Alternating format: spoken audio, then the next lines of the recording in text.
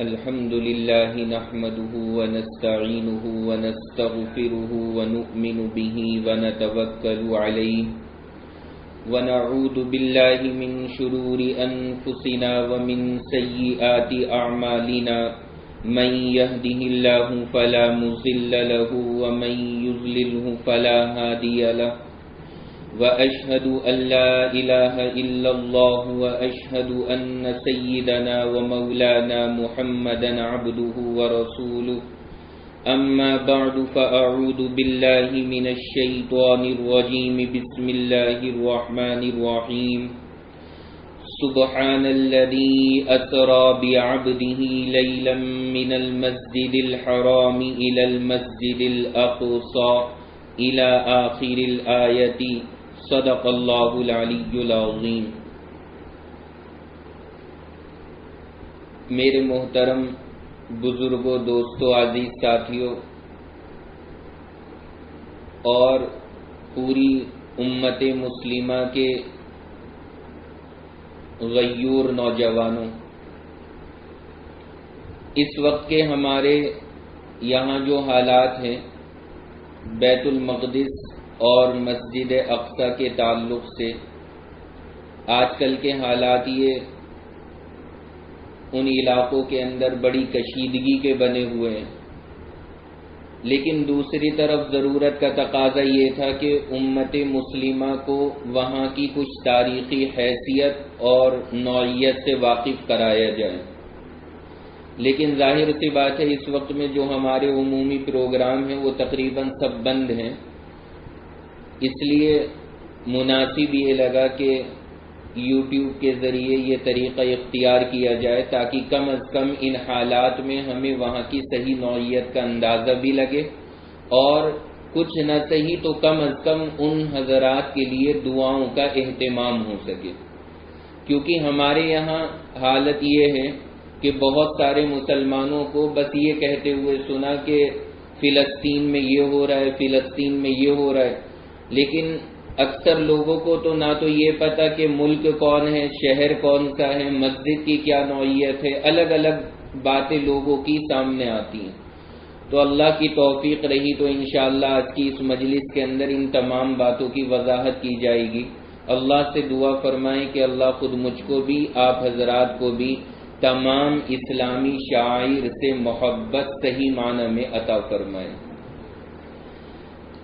سب سے پہلے آج جس بات کی وضاحت کرنی ہے وہ یہ کہ پہلا لفظ ہمیں سمجھنا ہے ملک شام۔ یہ ملک شام کیا ہے؟ دیکھیں، ملک شام کو سمجھنے کے لیے اس بات کو ذہن میں بٹھانا پڑے گا کہ ملک شام ایک تو تھا اسلامی تاریخ کے اعتبار سے، اور ایک ملک شام ہے آج کے جغرافیے اور آج کے نقشے کے اعتبار سے۔ ملک شام اسلام کی تاریخ کے اعتبار سے کس کو بولا جاتا تھا؟ اس وقت کے 4 ملک ہیں جو الگ الگ، ان چاروں کا مجموعہ ملک شام کہلاتا تھا۔ اس وقت ہمارے یہاں پر اردن ہے، لبنان ہے، فلسطین ہے اور چوتھا سیریا۔ اردن، لبنان، فلسطین، سیریا، ان 4 ملکوں کا جو مجموعہ تھا یہ پورا ملک شام کہلاتا تھا، اور جب بھی اسلام کے اندر ملک شام لفظ بولا جائے گا یہ چاروں ملک مراد ہوتے تھے۔ یہ حقیقت میں ایک ہی تھے، جیسے ہمارے یہاں پر ہے نا یہ انڈیا، پاکستان، بنگلہ دیش، یہ حقیقت میں تاریخی اعتبار سے ایک تھے، بعد میں یہ الگ الگ ہوئے۔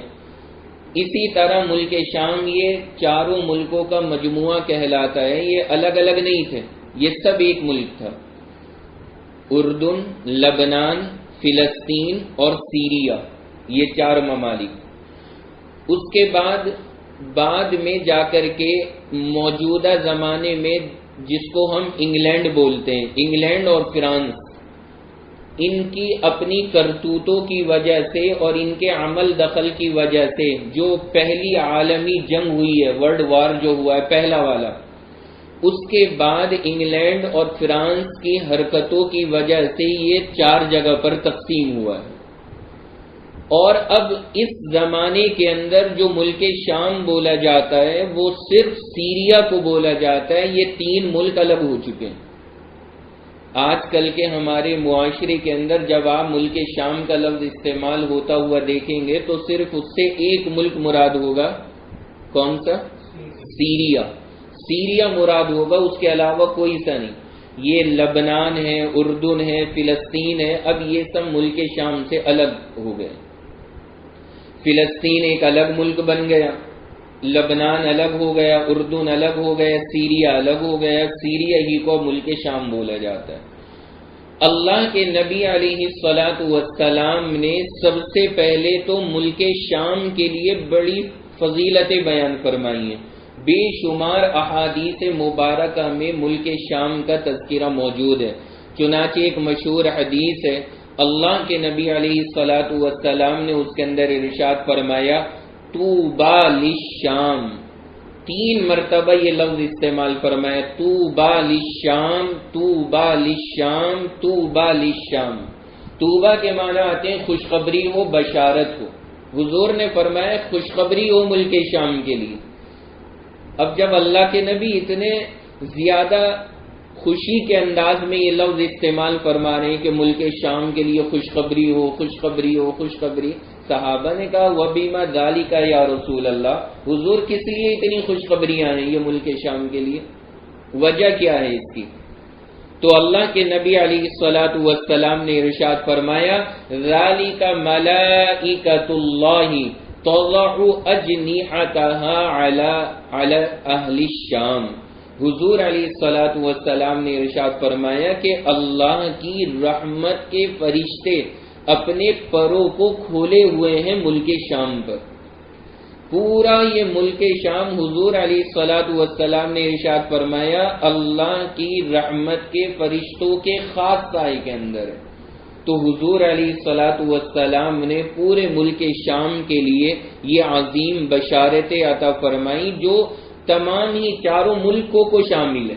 یہ تو اب ہمارے یہاں کی تقسیم کے اعتبار سے ہے، ورنہ ظاہر سی بات ہے اس بشارت کے اندر فلسطین بھی داخل ہے، اس کے اندر اردن بھی داخل ہے، اس میں لبنان بھی داخل ہے.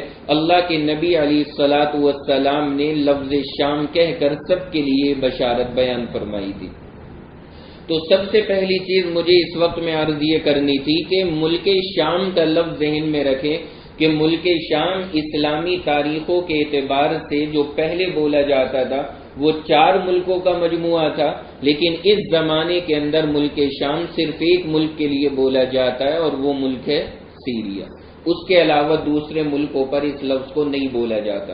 دوسری بات یہ بتائی کہ اللہ کے نبی علیہ الصلاۃ والسلام نے ملک شام کے لیے اس کے فرشتوں کے سائے میں ہونے کی بشارت دی کہ یہ پورا ملک اللہ کے فرشتوں کی خاص سائے میں رحمت میں ہے. انشاءاللہ یہاں پر مسئلے نہیں پیدا ہوں گے، اب جو ہو رہے ہیں اس کی وضاحت میں انشاءاللہ آگے کروں گا، لیکن حضور علیہ الصلاۃ والسلام بشارت دے کر کے خاص گئے ہیں ملک شام کے لیے. اس کے بعد اگلی چیز ہمیں یہاں پر سمجھنی ہے، یہ تو تھا ملک شام کا معاملہ. پھر ہے اب ہمارا فلسطین. یہ جو لفظ ہے نا فلسطین، یہ اب ظاہر سی بات ہے اتنی بات سن کر کے آپ کو پتہ لگ گیا ہوگا کہ فلسطین ایک الگ ملک ہے، ایک ملک کا نام ہے فلسطین. اور یہ جو لفظ ہے نا فلسطین یہ 2 لفظ سے بنا ہے. اس میں پہلا لفظ ہے فلس اور دوسرا ہے طین. فلس کے معنی آتے ہیں چھلکے کے اور طین کے معنی عربی زبان میں آتے ہیں مٹی کے. فلسطین کے لیے جو لفظ استعمال کیا گیا فلسطین، اس کی وجہ یہی تحریر کی گئی ہے کہ وہاں پر زیادہ تر جو مشغلہ تھا لوگوں کا کاشتکاری یعنی کھیتی جسے بولا جاتا ہے. چنانچہ آج بھی اللہ نے وہاں پہ بے شمار باغات زیتون کے مختلف اشیاء کے رکھے ہوئے، بہت زرخیز علاقہ اور زمین ہے. تو ماشاءاللہ سے اللہ نے یہ نظام وہاں پر آج بھی قائم کیا ہوا ہے. تو لفظ فلسطین یہ ایک مستقل ملک ہے، اور اس ملک کے جو نام ہے اس کی یہ وضاحت کی میں نے آپ کے سامنے کہ اس ملک کے لیے یہ جو نام استعمال ہوتا ہے یہ کیوں ہوتا ہے، کیونکہ وہاں پر آج بھی زراعت اور کھیتی کی لائن سے بہت چیزیں ہیں، اس مناسبت سے اس کو فلسطین بولا گیا، چنانچہ یہ اس ملک کا نام ہے۔ اب اس کے بعد فلسطین تو ایک پورا ملک ہو گیا، جیسے ہمارا یہ ہندوستان ایک ماشاءاللہ پورا ملک ہے، لیکن اب اس کے اندر الگ الگ شہر ہیں۔ تو فلسطین ایک پورا ملک ہے اور اس کے اندر الگ الگ خاص شہر ہیں، اور بہت سارے شہر ہیں فلسطین کے اندر۔ ان میں سے کچھ شہروں کا میں تعارف کرا رہا ہوں آپ کے سامنے، کیونکہ ضروری ہے ہمیں اگر وہاں کی تاریخ سے واقف ہونا ہے تو ہر چیز کو بہت گہرائی سے سمجھنا ہوگا کہ اصل نوعیت ہے کیا وہاں کی۔ تو فلسطین یہ باقاعدہ ایک ملک ہے اور اس میں کچھ خاص شہر ہیں۔ ان میں سب سے پہلا جو شہر ہے اس شہر کا نام ہے، یہ یاد رکھیے گا، القدس۔ کیا لفظ بتایا؟ القدس۔ جو حضرات یہاں موجود ہیں وہ بھی مذاکرہ کرتے رہیں، اور جو آن لائن سن رہے ہیں وہ حضرات بھی اپنی اپنی جگہوں پہ مذاکرہ کرتے رہیں، جیسے کہ ہماری مجلسوں کا طرز رہتا ہے۔ تو فلسطین یہ ایک ملک ہے، اس میں شہر بہت سارے ہیں، اور ان بہت سارے شہروں کے اندر ایک جو سب سے پہلا بنیادی شہر ہے اس کا نام ہے القدس۔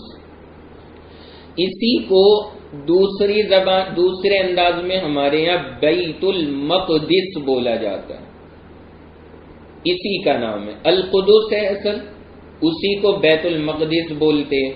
اور اسی کا ایک تیسرا بھی نام ہے جو حضرات حدیث کی کتابوں سے واقفیت رکھتے ہیں، ان کے لیے میں عرض کر دوں، حدیث کی کتابوں میں ایک لفظ استعمال ہوتا ہے ایلیا، ایلیا، الف یا لام یا الف، ایلیا، ایلیا بھی اسی شہر کا نام ہے۔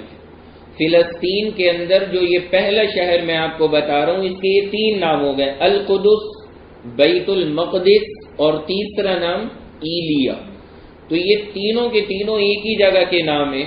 یہاں پہ اس بات کی وضاحت ضروری ہے کہ ہمارے یہاں پر آپ نے اکثر لوگوں کو سنا ہوگا کہتے بیت المقدس، ہمارے یہاں جو لفظ استعمال ہوتا ہے بیت المقدس، اس میں جو زیادہ مناسب لفظ ہے وہ بیت المقدس نہیں ہے، اس کی صحیح تعبیر ہے بیت المقدس۔ ہاں سہارنپور والوں کو تو مزہ آئے گا، ظاہر سے بات ہے مقدس کے اندر تجدید آ رہی ہے اللہ کے فضل سے، لیکن جائز ہے بیت المقدس بھی کہہ سکتے ہیں، حرج کوئی نہیں ہے، لیکن اگر اس کو بیت المقدس کہا جائے تو زیادہ بہتر ہے۔ یہ فرق ویسے ہی ہے جیسے رسگلے کا اور بوندی کے لڈو کا ہوا کرتا ہے، رسگلہ رسگلہ ہی ہے تو بیت المقدس اصل ہے، اور باقی بیت المقدس بھی کہہ سکتے ہیں، کوئی حرج نہیں، لیکن کہنا زیادہ کیا چاہیے؟ بیت المقدس، جائز دونوں ہے۔ بہرحال یہ تین نام ہیں، فلسطین جو ملک ہے اس کے پہلے شہر کا تعارف چل رہا ہے، اس کے تین نام بتائے، القدس، بیت المقدس اور تیسرا نام بتایا ایلیا، یہ تینوں اسی شہر کے نام ہیں۔ اس شہر کی بڑی خصوصیت کیا ہے کہ یہ فلسطین کا دارالسلطنت ہے، جو ملک ہے اس کا دارالسلطنت یہی ہے القدس، بیت المقدس۔ جیسے ہمارے یہاں ہندوستان ہے اور اس میں دہلی ہے، ایسے ہی وہاں پر فلسطین ہے اور اس کا دارالسلطنت جو ہے وہ کیا ہے؟ القدس، یعنی بیت المقدس، یہ اس کا دارالسلطنت ہے۔ تو ظاہر سی بات ہے دارالسلطنت ویسے ہی کوئی خصوصیت ہو یا نہ ہو، لیکن اپنی ذاتی اعتبار سے بڑی خصوصیت کی بات ہے کہ یہ دارالسلطنت ہے وہاں کا۔ اس کے علاوہ اس القدس جو شہر ہے یہ فلسطین کا، اس کی بڑی اہمیت اس معنی کر بھی ہے کہ مکہ اور مدینہ کے بعد دنیا میں سب سے زیادہ قابل احترام شہر یہی ہے۔ مکہ اور مدینہ ہماری نگاہوں میں دنیا میں سب سے زیادہ قابل احترام ہے، اور مکہ اور مدینہ کے بعد اگر کوئی شہر پوری دنیا کے اندر قابل عظمت ہے تو وہ کون سا ہے؟ القدس، القدس، بیت المقدس، جس کو ایلیا بولتے۔ تو یہ جو شہر ہے یہ تمام دنیا میں مکہ اور مدینہ کے بعد سب سے افضل شہر ہے۔ اللہ نے اس شہر کو اتنا بڑا مقام عطا فرمایا ہے کہ مکہ اور مدینہ کا احترام اپنی جگہ، ان دونوں کے بعد اگر ہم کسی شہر کو قابل عظمت سمجھیں گے تو وہ فلسطین کا بیت المقدس شہر ہے، وہ ہمارے یہاں قابل احترام ہے۔ اسی طرح اس شہر کی بڑی اہمیت ہے، ایک تو اس معنی کر کے یہ تیسرا خاص شہر ہے ہمارا، لیکن شہر تو بہت سارے ہیں، لیکن اس شہر کو تیسرے نمبر پہ کیوں رکھا گیا؟ بھائی پہلے نمبر پہ مکہ آتا ہے، کیوں آتا ہے؟ اللہ کا گھر ہے وہاں پر۔ دوسرے نمبر پر مدینہ آتا ہے، لاجک سمجھ میں آتا ہے، کیوں ہے؟ اس لیے کہ اللہ کے نبی کا روضہ وہیں ہے، حضور نے ہجرت وہاں فرمائی ہے، اللہ کے نبی کی مسجد وہیں پر ہے، اس لیے وہ دوسرے نمبر پر ہے۔ لیکن القدس تیسرے نمبر پر کیوں آتا ہے؟ یہ جو فلسطین کا شہر بیت المقدس ہے یہ تیسرے نمبر پر کیوں ہے؟ اس کی سیدھی وجہ ہے، یہ یاد رکھیے گا، اس کی بنیادی وجہ ہے کہ بیت المقدس نامی شہر میں ایک مسجد ہے جس کا نام ہے مسجد الاقصی۔ تو مسجد اقصی بابرکت ہے، وہ ہے قابل احترام، اور وہ ہے بیت المقدس نامی شہر میں، اس کی وجہ سے اس شہر کو اللہ نے عظمت عطا فرما دی۔ تو یہ ترتیب سے میں بات عرض کر رہا ہوں، فلسطین ملک ہے، فلسطین میں بیت المقدس ایک شہر ہے۔ ہمارے یہاں لوگ کیا سمجھتے ہیں؟ وہ جو گنبد سا آتا ہے نا بنا ہوا، کہتے ہیں یہی بیت المقدس ہے، وہ سمجھتے ہیں شاید اسی کو بیت المقدس بولتے ہیں۔ بیت المقدس نہیں ہے، بیت المقدس تو شہر کا نام ہے، اس بیت المقدس نامی شہر میں ایک مسجد ہے، اور اس مسجد کا نام ہے کیا؟ مسجد الاقصی۔ اس مسجد اقصی کی وجہ سے اللہ نے بیت المقدس شہر کو یہ تیسرا نمبر عطا فرمایا۔ تو یہ خاص چیز ہے جو ہمارے ذہن میں رہنی چاہیے۔ اسی طرح اس شہر کی ایک بڑی خصوصیت کیا ہے کہ فلسطین جو پورا ملک ہے نا، اس کے بالکل مڈل میں ہے، یہ بیت المقدس جو شہر ہے اس کے بالکل قلب میں، بیچ میں یہ واقع ہے۔ تو ظاہر سی بات ہے کسی بھی ملک کے بیچ کی جگہ کو بڑی ایک خاص مقام اور اہمیت حاصل ہوتی ہے۔ اللہ نے اس کو شہر کو یہ خاص مقام دیا ہوا ہے، پورے ملک کے بالکل درمیان میں ہے، یہ بھی اس ملک کی بڑی شہر کی بڑی خصوصیت ہے۔ تو یہ خصوصیتوں کا تعارف ہے اللہ نے جو اس شہر کو عطا فرما رکھی ہے۔ تو فلسطین ملک ہو گیا، اس کا پہلا شہر بتایا، کیا نام؟ القدس۔ جو حضرات آن لائن ہیں وہ بھی دہراتے رہیں، کبھی وہ خاموش بیٹھے رہیں۔ تو پہلا نام کیا بتایا؟ القدس، دوسرا نام بیت المقدس، اور تیسرا نام ایلیا۔ یہ تین نام ہیں۔ خصوصیات میں نے اس کی آپ کے سامنے گنوا دی۔ سب سے پہلی خصوصیت ہے کہ یہ وہاں کا فلسطین کا دارالسلطنت ہے، جیسے انڈیا کا دہلی ہے۔ دوسری خصوصیت کیا ہے اس شہر کی، القدس کی، کہ مکہ اور مدینہ کے بعد تیسرا مقام اسی شہر کا ہے۔ اور تیسری چیز بتائی کہ یہ خصوصیت کیوں ہے، اس لیے ہے کہ بیت المقدس نامی شہر میں کون سی مسجد ہے؟ مسجد الاقصی۔ اور آخری چیز بتائی کہ بیت المقدس یہ پورے ملک فلسطین کے بالکل درمیان میں، مڈل میں واقع ہے۔ اللہ نے یہ خصوصیت بھی اس ملک کو عطا فرمائی ہوئی ہے۔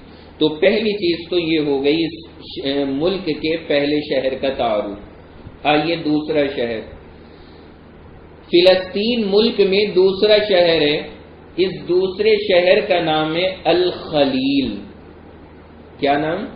دیکھیں اسلامی ممالک کے ناموں کا اور ہمارے یہاں کے نام کیسے ہوتے ہیں، ہم لوگ جائزہ لے لیں کہ آدمی ڈر جائے سن کر کے ایسے ایسے محلے اور نام ہوتے ہیں۔ اب میں وضاحت نہیں کروں گا، کبھی کوئی انہی علاقوں کا بیٹھا ہوا سن رہا ہو، لیکن بہرحال عرض کرنا ہے کہ الخلیل کتنا پیارا نام ہے۔ تو دوسرا، پہلا شہر بتایا فلسطین کا القدس، ایک دوسرا شہر ہے جس کا میں تعارف کرا رہا ہوں الخلیل۔ یہ ڈیٹیل میں باتیں اس لیے کر رہے ہیں کہ آج تک ہم وہاں سے اپنی اتنی پاکیزہ زمین سے واقف نہیں ہیں، اس لیے میں سرسری بات نہیں کر رہا، بہت ڈیٹیل میں وہاں کی انشاءاللہ ہسٹری ہماری ہوگی کہ جس سے پوری حیثیت ہمارے سامنے اس کی واضح ہو جائے۔ تو الخلیل یہ دوسرا شہر ہے۔ یہ اس کو خلیل کیوں بولا گیا؟ آپ کے ذہن میں یہ بات آئے گی۔ وجہ اس کی یہ ہے کہ یہ شہر منسوب ہے حضرت ابراہیم علیہ السلام کی طرف۔ کس کی طرف؟ حضرت ابراہیم علیہ السلام۔ تو اللہ نے اس کو یہ مقام عطا فرمایا، حضرت ابراہیم کی طرف یہ منسوب ہے۔ اور آپ کو حیرت ہوگی، اسی شہر میں الخلیل جو شہر ہے فلسطین کے اندر، اسی میں حضرت ابراہیم کی قبر ہے، اور اسی شہر میں حضرت ابراہیم کی اہلیہ حضرت سارہ، آپ سب نے نام سنا ہوگا، سارہ اور حاجرہ دو اہلیاں ہیں مشہور، حضرت سارہ کی قبر بھی وہی ہے الخلیل نامی شہر میں۔ اور اس کے بعد حضرت اسحاق جو حضرت ابراہیم کے بیٹے ہیں ان کی قبر بھی وہی ہے الخلیل میں۔ اور چوتھے نمبر پر حضرت اسحاق کے جو بیٹے ہیں حضرت یعقوب، ان کی قبر بھی وہی ہے الخلیل میں۔ چار حضرات کی اتنے مقدس ہستیاں، یہ چاروں کی چاروں۔ اب آپ اندازہ لگائیں فلسطین ملک کا مقام اسلام میں کیوں اتنا بلند ہے۔ القدس آپ نے سنا، اس کی بات تو اوپر آ گئی۔ اب باقی مسجد اقصی ہے، ابھی اس کی تو فضیلت میں ترتیب سے بعد میں عرض کروں گا۔ اس کے بعد القدس کے بعد جو دوسرا شہر الخلیل، اس کی فضیلتیں بتا رہا ہوں۔ حضرت ابراہیم کی طرف منسوب ہو کر کے نام ہے، اور خود حضرت ابراہیم کی قبر وہیں پر، حضرت ابراہیم کی اہلیہ حضرت سارہ کی قبر وہیں پر، اور اس کے بعد حضرت ابراہیم کے صاحبزادے حضرت اسحاق کی قبر وہیں پر، اور حضرت اسحاق کے بیٹے حضرت یعقوب کی قبر بھی وہیں پر۔ کس قدر مقدس ملک ہے، ظاہر سی بات ہے۔ آدمی کو اب سن کر کے لگ رہا ہوگا یار پھر تو جانا چاہیے وہاں پہ۔ ارادہ ہو رہا ہے نہیں ہو رہا؟ ہونا بھی چاہیے، دعا کریں انشاءاللہ پہنچیں گے وہاں پر۔ تو اللہ نے وہاں کا یہ نظام بنایا، یہ چار حضرات وہاں پر، اور سوچیں حضرت ابراہیم جو مرکز ہیں، کتنی مرتبہ میں نے درس میں آپ کے سامنے ان انبیاء کرام کی وضاحت کی ہے کہ کتنی پاکیزہ اور بزرگ ہستیاں ہیں، یہ ساری کے سارے وہاں پر مدفون ہیں۔ پھر اسی طرح یہ دوسرا شہر تھا الخلیل۔ تیسرا شہر لیتے ہیں، فلسطین کا تیسرا شہر جو بڑا مشہور ہے، اس کا نام ہے غزہ۔ کیا نام ہے؟ غزہ۔ آج کل لوگوں نے سننے میں آ رہا ہے کہ غزہ میں یہ ہو گیا، غزہ میں یہ ہو گیا۔ تو غزہ یہ جو فلسطین ملک ہے اس کا یہ تیسرا شہر ہے جس کا نام رکھا گیا ہے کیا؟ غزہ۔ تو اللہ نے غزہ کو یہ خاص مقام عطا فرمایا، اور غزہ مستقل طور پر ایک ملک ہے، وہ شہر ہے اس کا۔ کس کا؟ فلسطین کا۔ تو جیسے القدس ایک شہر ہے، اور جیسے دوسرے نمبر پر الخلیل ایک شہر ہے، اسی طرح فلسطین کا تیسرا شہر کیا؟ غزہ ہے۔ تو یہ تیسرے نمبر کا شہر ہے۔ اس شہر کو بھی بڑی اہمیت حاصل ہے۔ اور کیا اہمیت ہے غزہ شہر کی؟ سب سے پہلی چیز یہ ہے کہ یہ ملک فلسطین کا سب سے بڑا اور اہم شہر ہے، اپنے رقبے کے اعتبار سے بہت بڑا ہے۔ آج کل جب لوگوں کے سامنے آتا ہے کہ اسرائیل نے غزہ میں بمباری کر دی، کبھی آتا ہے یہاں کر دی فلسطین میں، تو ایک صاحب میرے سے پوچھنے لگے کہ اسرائیل کس کس سے لڑ رہا ہے؟ کبھی وہ فلسطین پہ بم گراتا، کبھی غزہ پہ بم گراتا ہے۔ تو ایک صاحب نے میرے سے یہ سوال کیا، تو اب آپ ذرا سوچیں کہ اگر یہ بات ہمارے سامنے ہوگی تو پھر کنفیوز نہیں ہوں گے۔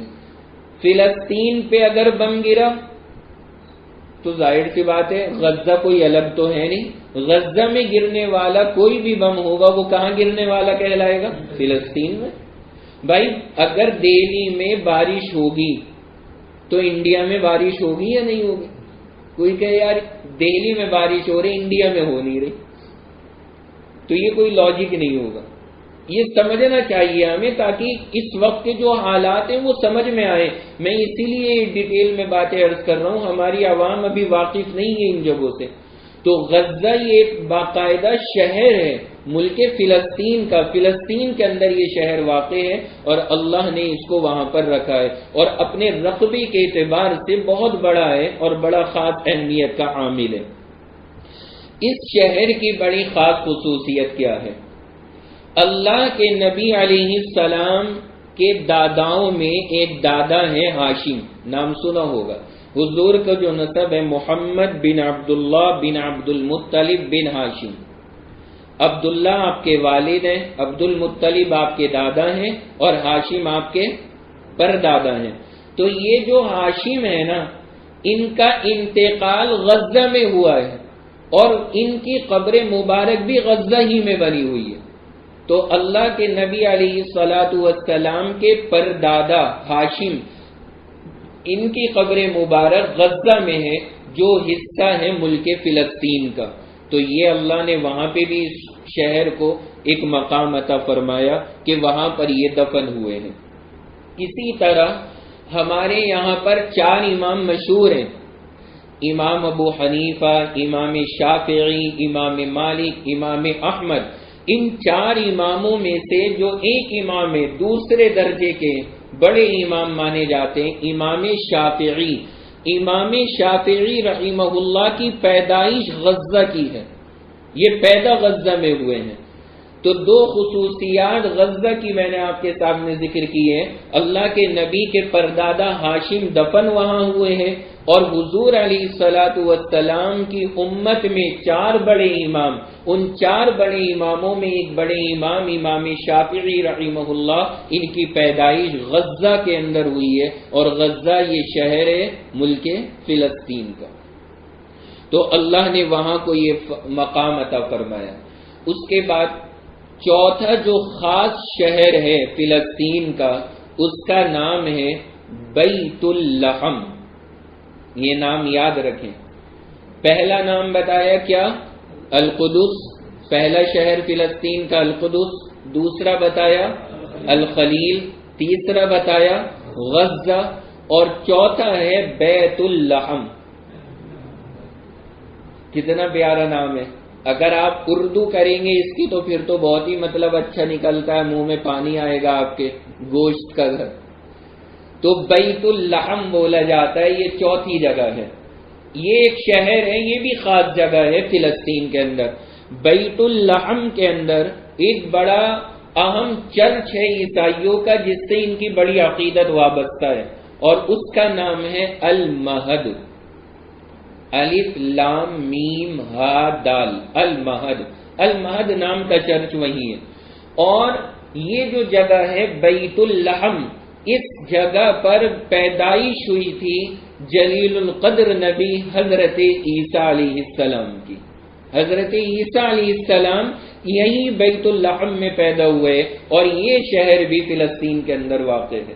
آپ اندازہ کریں کہ ہر شہر کی کتنی زبردست خصوصیات ہیں، اللہ نے کیسے بڑے اور اونچے مقام عطا فرما رکھے۔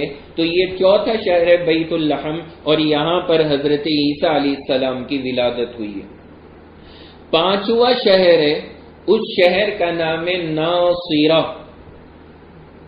اس شہر کا نام ہے ناصرہ۔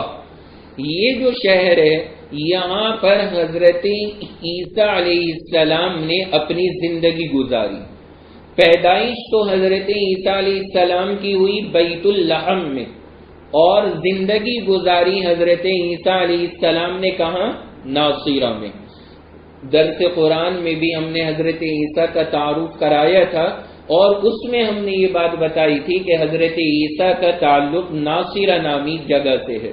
تو یہ جو ناصرہ نامی جگہ ہے، شہر ہے، یہ بھی فلسطین کا ایک شہر ہے، اور اللہ نے اس کو بھی یہ مقام عطا فرمایا۔ تو بیت اللحم میں تو حضرت عیسیٰ پیدا ہوئے اور زندگی گزاری ہے ناصرہ نام کے شہر میں حضرت عیسیٰ علیہ السلام نے۔ اس شہر کے اندر 2 چیزوں کی خصوصیات ہیں۔ نمبر 1، پہلی جو چیز ہے یہاں کی، وہ انگور کے لیے یہ شہر جانا جاتا ہے، گریپس۔ تو انگور کے ساتھ میں خاص ہے یہ شہر۔ اور دوسری چیز ہے یہاں کی زیتون۔ زیتون کے باغات اور زیتون کی کھیتیاں لامتناہی، بے انتہا، جدھر نظر پڑے انگور اور زیتون اللہ نے نواز رکھے پورے شہر میں، تو ماشاءاللہ یہ تمام چیزیں ہیں کس جگہ پر؟ ناصرہ نامی شہر میں۔ تو کم سے کم کچھ حضرات ایسے ہوں گے جن کے دماغ میں یہ آئے گا کہ لاؤ انگور زیتونی کے لیے چل رہے ہیں، ریٹ صحیح لگ جائیں گے وہاں پر، بالکل لگ جائیں گے، کوئی حرج کی بات نہیں ہے۔ یہ بھی بہرحال اللہ کی نعمتیں اللہ نے سب اس جگہ پر عطا فرما رکھی۔ اس کے بعد چھٹا جو شہر ہے وہاں کا، یہ ذرا سن لیں، یہ بہت انٹرسٹنگ شہر ہے، اس کا نام ہے لد، لام دال پیش لد۔ یہ جو لد نامی شہر ہے یہ چھٹا شہر ہے فلسطین کا، اور آپ کو اس کے بارے میں سب سے اہم بات یہ عرض کروں کہ یہ جو شہر تھا نا بیت المقدس، اس کے قریب ہی ہے۔ اس کی دوری بیت المقدس نامی شہر سے لد کی دوری صرف 38 کلومیٹر ہے، 38 کلومیٹر۔ جیسے یہاں سے آپ دیوبند تک جاتے ہیں تقریباً اسی کے آس پاس صرف یہ بیت المقدس سے لد نامی شہر پڑتا ہے۔ اور یہ جو لد ہے اس کا جو خاص معاملہ ہے کہ اللہ نے فلسطین کا جو انٹرنیشنل ایئرپورٹ ہے وہ بھی اسی شہر میں قائم ہے، مقام لد میں۔ جو فلسطین کا انٹرنیشنل ایئرپورٹ ہے باقاعدہ طور پر وہ بھی مقام لد میں۔ تو اگر کوئی بندہ جائے تو ایئرپورٹ سے آپ اندازہ لگا سکتے ہیں کہ بیت المقدس نامی شہر تقریباً 38 کلومیٹر بیٹھتا ہے۔ تو اللہ نے یہ چھٹے نمبر کا شہر ہے۔ اور سب سے زیادہ خاص بات لد نامی شہر کی کیا ہے؟ اس میں ایک دروازہ ہے باب اللد، ہر شہر وہاں کور ہوتا ہے 4 دیواری سے۔ تو یہ جو شہر ہے اس کی دیواری 4 دیواری کا جو مین گیٹ ہے باب اللد، یہ باب اللد وہ ہے جب دنیا میں دجال آئے گا، جب دنیا میں دجال آئے گا ساری زمین میں فتنہ مچائے گا، پھر آسمان سے حضرت عیسیٰ نازل ہوں گے، اور نازل ہونے کے بعد وہ دجال کو تلاش کریں گے، 40 دن تک وہ دنیا میں فتنہ مچائے گا، پھر اس کے بعد حضرت عیسیٰ ڈھونڈتے ڈھونڈتے اس کو پکڑ لیں گے بالکل باب اللد پہ جا کر کے، باب اللد پہ گرفتار ہوگا وہ، اور وہی باب اللد ہے، وہی حضرت عیسیٰ علیہ السلام دجال کو قتل کر دیں گے، وہی دا اینڈ ہوگا دجال کا باب اللد پر۔ یہ لد نامی جو شہر ہے جہاں پہ دجال ختم ہونا ہے یہ بھی فلسطین کے اندر ہے۔ اللہ نے چاہا دنیا کے بھی جو دجال ہیں ان کا بھی خاتمہ سب کا وہیں پر ہوگا۔ فرمایا کہ یہ سب ادھر ادھر فتنے پھیلاتے پھیلاتے جب فلسطین میں ان علاقوں میں پہنچ جائیں تو اس کا مطلب یہ نہیں کہ فلسطین دب جائے گا، اس کا مطلب یہ ہے کہ گیدڑ اپنی موت مرنے کے لیے اپنے ٹھکانے پہنچ چکا ہے انشاءاللہ۔ تو آج بھی جو چیزیں جو علاقے ان علاقوں کے اوپر حملہ آور ہیں، اللہ کی ذات سے ہم یہی امید کرتے ہیں کہ جیسے دجال کا خاتمہ اسی شہر میں اور وہیں پر جا کر کے ہوگا، اللہ اس موجودہ زمانے کے دجالوں کا بھی خاتمہ فرما دے۔ تو یہ باب اللد ہے لد نامی شہر میں، اور یہ بیت المقدس نامی شہر سے صرف 38 کلومیٹر کی دوری پر واقع ہے۔ تو اس کے بعد اگلا ہے 7واں شہر جس کا مجھے آپ کے سامنے تعارف کرانا تھا، اور جو حضرات ہمارے حدیث سے تعلق رکھتے ہیں ان حضرات کے لیے خاص ہے یہ شہر، کہ ایک شہر ہے اس کا نام ہے عسقلان۔ کیا نام بتایا؟ عسقلان۔ یہ 7واں شہر ہے فلسطین کا۔ عسقلان یہ تقریباً 65 کلومیٹر صرف ہے، 65 کلومیٹر کے قریب ہے بیت المقدس سے۔ اور عسقلان جو شہر ہے اس کی ہمارے یہاں پہ بڑی اہمیت ہے۔ آپ سب لوگوں نے جو حدیث سے جڑے ہوئے ہیں، ورنہ عام لوگوں نے بھی نام سنا ہوگا، ایک بہت بڑے درجے کے محدث گزرے ہیں، ان کا نام تھا حافظ ابن حجر۔ تو حافظ ابن حجر جو تھے وہ اسی عسقلان کے تھے، اور ان کا جو نسب پورا لگتا ہے، جو نام ذکر کیا جاتا ہے حافظ ابن حجر عسقلانی رحمہ اللہ، وہ بھی اسی علاقے سے تعلق رکھتے تھے۔ تو یہ ہے یہ ملک فلسطین، اور ملک فلسطین کے 7 اہم شہر جن کا اس مجلس میں میں نے آپ کے سامنے تعارف کرایا ہے کہ ہمیں اس ملک کو سمجھنا چاہیے کہ اللہ نے اس ملک میں کیا کیا مقام رکھے ہوئے ہیں۔ ذرا پانی نکالیں. تو یہ 7 شہر ہو گئے. ان کو دوہرا لیں ذرا کون کون سے 7 ہیں. سب سے پہلا بتایا شہر فلسطین کا کون سا؟ القدس. القدس ہی کا دوسرا نام کیا ہے؟ بیت المقدس. اور اسی کا تیسرا نام ایلیا. دوسرا شہر بتایا کیا نام؟ الخلیل. تیسرا شہر بتایا غزہ. تیسرا شہر غزہ. اور چوتھا شہر بتایا آپ کے سامنے بیت الحم. یہ تو یاد رکھیں نا، اس سے میچنگ ہوتی ہے. کیا چوتھا شہر؟ بیت الحم. اور 5واں شہر بتایا ناصیرہ. اور 6واں شہر بتایا کیا؟ لد. اور 7واں شہر آپ کے سامنے بتایا کیا؟ اسقلان. یہ 7 خاص شہر ہیں جو اللہ نے ملک فلسطین میں رکھے ہوئے ہیں.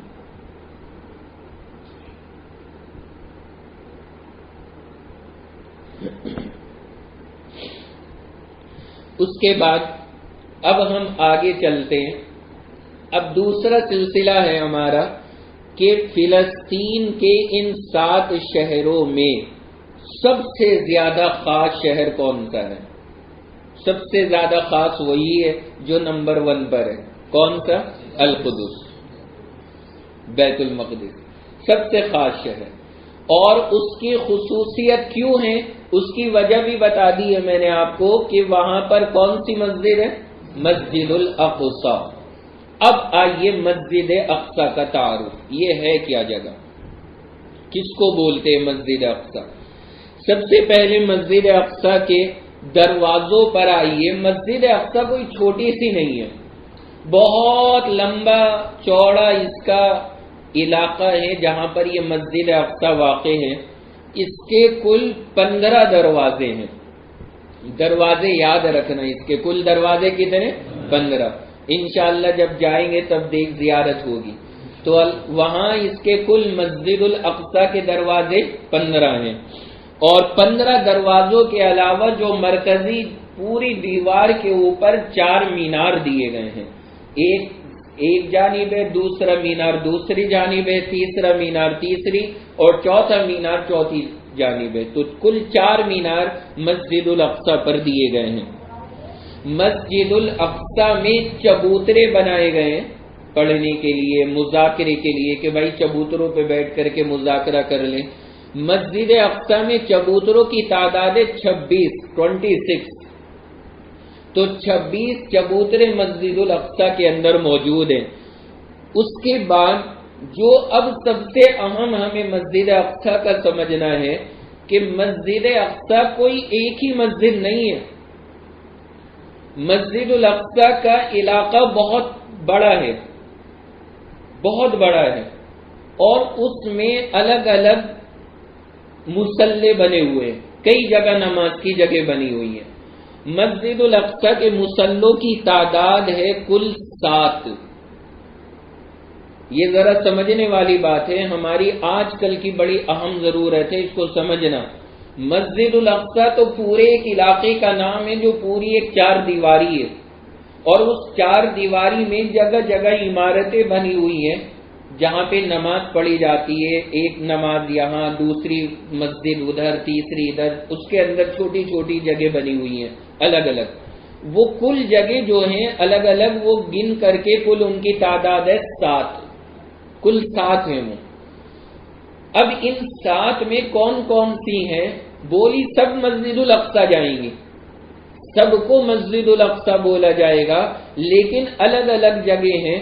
ان الگ الگ جگہوں کے پھر الگ الگ نام ہیں. الگ الگ جگہوں کے الگ الگ نام ہیں. سب سے پہلا جو نام ہے اس کے اندر، اس کا نام ہے مسجد الجامع، جس کو ہمارے یہاں دیسی زبان میں جامع مسجد کہہ سکتے. تو المسجد الجامع یہ سب سے عام والی ہے وہاں پر. المسجد الجامع. یہ المسجد الجامع کون سی ہے؟ اس کو بنوایا تھا حضرت عمر ابن الخطاب نے. یہ حضرت عمر کی بنوائی ہوئی ہے. تو حضرت عمر ابن الخطاب کی تعمیر کرائی ہوئی ہے، اب کیسے کرائی تھی، کیا کرائی تھی، یہ بھی آئے گا بھی انشاءاللہ۔ پہلے یہ بتا رہا ہوں کہ یہ المسجد الجامع نامی جو عمارت مسجد اقصی کے احاطے میں بنی ہوئی ہے، اس کو تعمیر کرانے والے حضرت عمر رضی اللہ تعالیٰ عنہ ہیں۔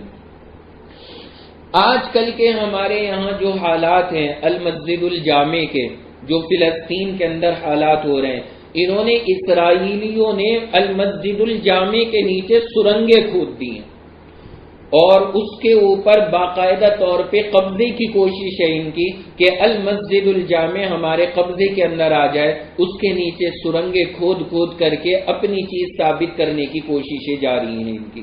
تو المسجد الجامع ہے وہ حصہ، اور وہاں اس کو تعمیر حضرت عمر رضی اللہ تعالیٰ عنہ نے کرایا تھا۔ دوسری جو عمارت ہے وہاں پر مسجد اقصی میں، اس کا نام ہے قبۃ الصخرہ۔ یہ لمبا سا نام یاد نہیں ہو سکتا تو کم سے کم صخرہ اتنا یاد کر لیں۔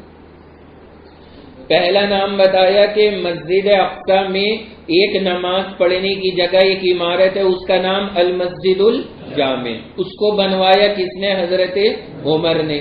پھر مسجد اقصی میں دوسری نماز پڑھنے کی جگہ عمارت، اس کا نام ہے کیا؟ صخرہ۔ کیا نام؟ صخرہ۔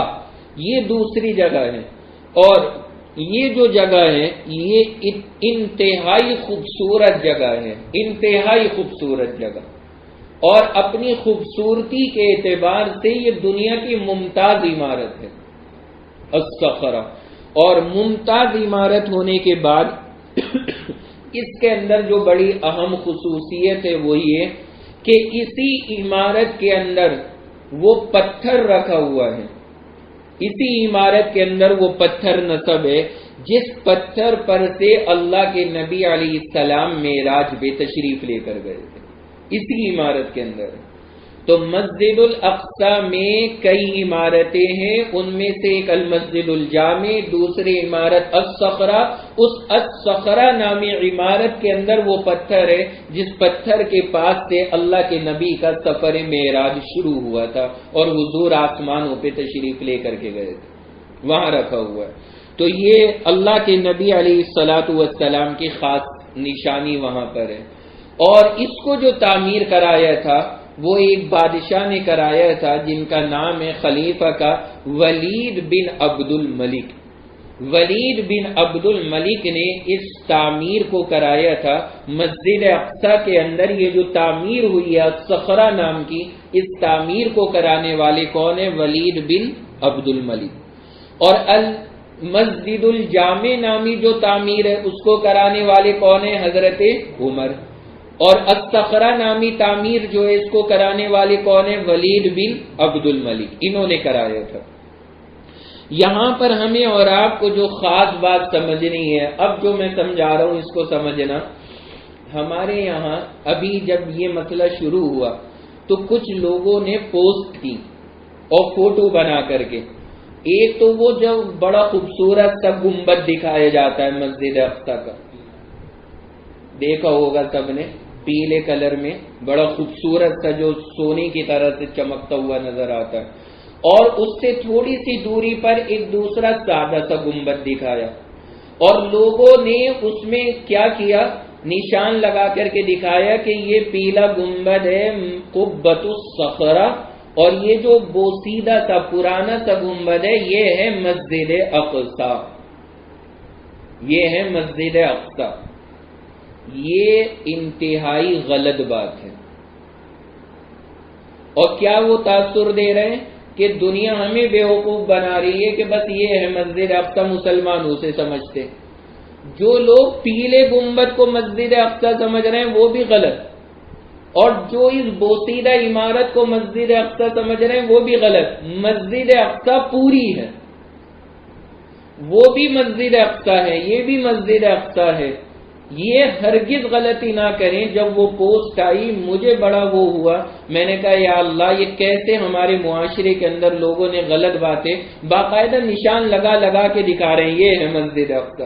بابا وہ کہاں سے تم نے نکال دی مسجد اقصی سے؟ ہم نے تو خود کہہ دیا پھر اس کا مطلب یہود سے کہ بس یہ دے دو باقی لے لو. ہم تو کوئی سا بھی نہیں دینے کو تیار انشاءاللہ. ہم نہ پیلا دینے نہ بوسیدہ والا دینے، سب ہمارے ہیں، سب مسجد اقصی ہیں. ہاں مسجد اقصی یہ میں اس لیے سمجھا رہا ہوں، یہ عام ہو گئی ہے غلطی ہمارے معاشرے میں. اور میں نے فون کے اندر اپنے پاس سیو کی تھی، دسیوں پوسٹ آئی اس بات کے اوپر کہ بھائی اس کے اوپر دھیان دو، یہود تمہیں ادھر پیلے والے میں الجھا کے ادھر قبضہ کر لیں گے. بھائی کر لیں گے، غلط بات ہے، ہم ادھر بھی نہیں، لیکن ہم یہ تھوڑی کہ ان سے کہہ دے پیلا والا لے لو، یہ دے دو. ہمیں پیلا والا بھی ہمارا ہے، اور جو یہ بوسیدہ عمارت نظر آتی یہ بھی ہماری ہے. اور یہ ساری کی ساری مسجد الاقصی ہے. مسجد الاقصی کے اندر کل 7 عمارتیں جو میں نے آپ کو بنائی، وہ پیلی والی ولید بن عبد الملک کی تیار کرائی ہوئی ہے، اور جو ادھر بوسیدہ والی ہے وہ ہے المسجد الجامع جو حضرت عمر کی تیار کرائی ہوئی ہے. ہم دونوں کے اوپر اپنا دعویٰ رکھتے ہیں، دونوں مسجد اقصی ہے. لہذا اس بات کو عوام کے اندر نہ پھیلائیں، نہ ہی اس کو ذہن میں رکھیں. بتائیں لوگوں کو کہ بھائی وہاں جتنی عمارتیں ہیں، باؤنڈری کے اندر جتنی بھی عمارتیں آتی ہیں، 7 عمارتیں ہیں. میں ابھی سب کے نام گنواؤں گا آپ کو 7 عمارتوں کے. وہ 7 عمارتیں مسجد الاقصی ہی کہلاتی ہیں. پوری کے اوپر مسجد اقصی کو بولا جاتا ہے. اس لیے یہ بات ہمیں خاص طور سے یاد رکھنے کے قابل ہے. یہ تنبیہ میں نے اس لیے کی ہے کہ اس میں غلطی اور عام غلط فہمی ہو رہی ہے اور لوگوں کو اس چیز کی واقفیت نہیں ہے. تو 2 چیزیں ہو گئی ہیں. پہلی عمارت المسجد الجامع حضرت عمر کی تیار کرائی ہوئی. دوسری قبۃ الصخرہ ولید بن عبد الملک کا تیار کرایا ہوا. اور تیسری ہے جس کا نام ہے، چاہے وہ آپ یاد نہ رکھیں لیکن میں نام ذکر کر دیتا ہوں تاکہ ریکارڈ رہے وہ نام. تیسرے کا نام ہے مصلی مروانی. کیا نام ہے؟ مصلی مروانی. اور چوتھے کا نام ہے مصلی اقصی قدیم. مصلی اقصی قدیم یہ چوتھی عمارت کا نام ہے. یہ سب مسجد اقصی کی 4 دیواری کے اندر ہے عمارتیں. یہ سب ہماری ہیں. یہ نام یاد رکھیں تاکہ اس وقت میں کہیں ہم وہاں کمپرومائز نہ کر لیں. نہیں بھائی یہ رکھ دو، یہ دے دو ہمیں. نہیں، یہ 7 اچھی طرح دیکھ بھال کر کے رکھنی ہے اپنے پاس میں. ایک عمارت کی ایک ایک اینٹ ہماری ہے انشاءاللہ. تم پہلی المسجد الجامع، دوسری قبۃ الصخرہ، تیسری بتائی مصلی مروانی، اور چوتھی آپ کے سامنے بتائی مصلی اقصی قدیم. اور 5ویں ہے مسجد البراق. کیا ہے؟ مسجد البراق. یہ مسجد البراق کیا ہے؟ یہ مسجد البراق وہ جگہ ہے جہاں اللہ کے نبی نے مسجد اقصی میں اپنے براق کو باندھا تھا.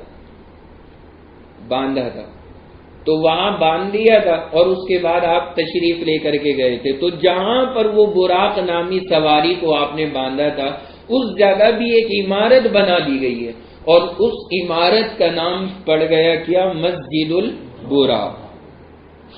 تو یہ 5ویں نمبر کی عمارت ہے. یہ حصہ جو مسجد البراق نامی ہے یہ کبھی کبھار کھولا جاتا ہے، یہ بہت کم کھلتا ہے خاص موقعوں پر. اور بالکل اس کا جو مین گیٹ ہے مسجد البراق کا، ہر وقت وہاں پر یہ اسرائیلی فوجی پڑے رہتے ہیں، ہر وقت ان کا پہرا رہتا ہے مسجد البراق پر. تو جس جگہ ہمارے نبی اپنے براق کو باندھ کر کے گئے ہیں وہاں اللہ رحم کرے ناپاک لوگوں کی نگرانی چل رہی ہے، اللہ اس کو آزاد فرما دے. تو وہاں پر مسجد البراق ہے اور ہر وقت یہ وہاں پر رہتے، اسی لیے وہاں کے باشندے مسلسل یہاں نماز نہیں پڑھتے. جیسے خاتموں کا، جمعہ کا، عید کا، ان موقعوں کے اوپر نماز ادا کرتے ہیں کیونکہ وہ لوگ ان کو نماز ادا کرنے میں تکلیفیں پہنچاتے ہیں. اس لیے یہ مسجد الاقصی کی اتنی ساری عمارتیں ہیں، جگہیں ہیں، ہر جگہ نماز نہیں پڑھی جاتی. جہاں جہاں بیچارے وہ پڑھنے میں قدرت رکھتے ہیں وہاں پڑھتے ہیں، اور جہاں یہ ستانے کی ان کا بس چلتا ہے وہاں مسلمانوں کو ستانے لگ جاتے ہیں. تو یہ 5واں علاقہ ہے. اور چھٹی جگہ ہے، چھٹی تعمیر مسجد مغاربہ، نام دوہرا لیں ایک مرتبہ، مسجد مغاربہ، یہ چھٹی جگہ ہے جو وہاں پر مسجد الاقصی میں عمارت بنی ہوئی ہے، اور 7ویں جگہ ہے اس کا نام ہے جامع النساء۔ کیا؟ جامع النساء، یہ عورتوں کے لیے خاص ہے کہ عورتیں یہاں پہ نماز ادا کریں، تو یہ 7ویں عمارت باقاعدہ جامع النساء کے نام سے عورتوں کے لیے بنائی گئی ہے، اور یہ ساتوں کی ساتوں عمارتیں کون سی مسجد میں ہیں؟ مسجد اقصی۔ لہذا جب ہم سے کہا جائے گا کہ اصل قبۃ الصخرہ ہے یا المسجد الجامع، تو ہم کہیں گے اصل نقل کوئی نہیں، دونوں ہی اصل ہیں، ہمیں دونوں ہی کی ضرورت ہے، المسجد الجامع بھی، قبۃ الصخرہ بھی، مصلی مروانی بھی، جامع مسجد قدیم بھی، اور اس کے علاوہ جامع النساء بھی، مسجد مغاربہ بھی، یہ تمام کی تمام جو مساجد ہیں یہ تمام مسجد اقصی ہیں، تمام کو مسجد اقصی کہا جاتا ہے، اور تمام کی تمام یہ مسجد اقصی ہی کے فضائل کے اندر داخل ہوتی ہے۔ سمجھ گئے نا آپ حضرات؟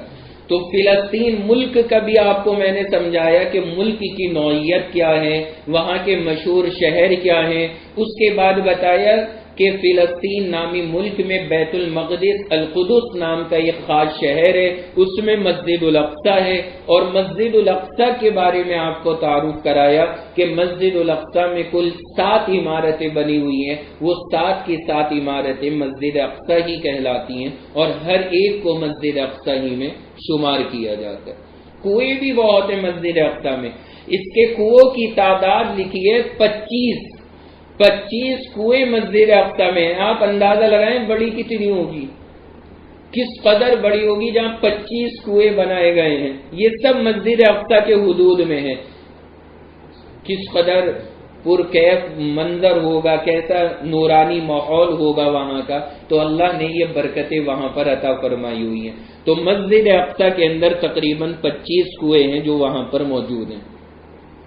اس کے بعد اب اگلی چیز ہمیں سمجھنی ہے کہ مسجد الاقصی تعمیر کس نے کی ہے، یہ بنائی کس نے، یہ بہت بڑا سین ہے، یہ ایک علمی بحث ہے، ذرا اس کو اچھی طرح سمجھ لینا کہ مسجد اقصی سب سے پہلے کس نے بنائی، شروع کہاں سے ہوئی ہے۔ دیکھیں حضرت ابو ذر رضی اللہ تعالی عنہ، ان کی ایک حدیث مبارکہ ہے حضرت ابو ذر کی۔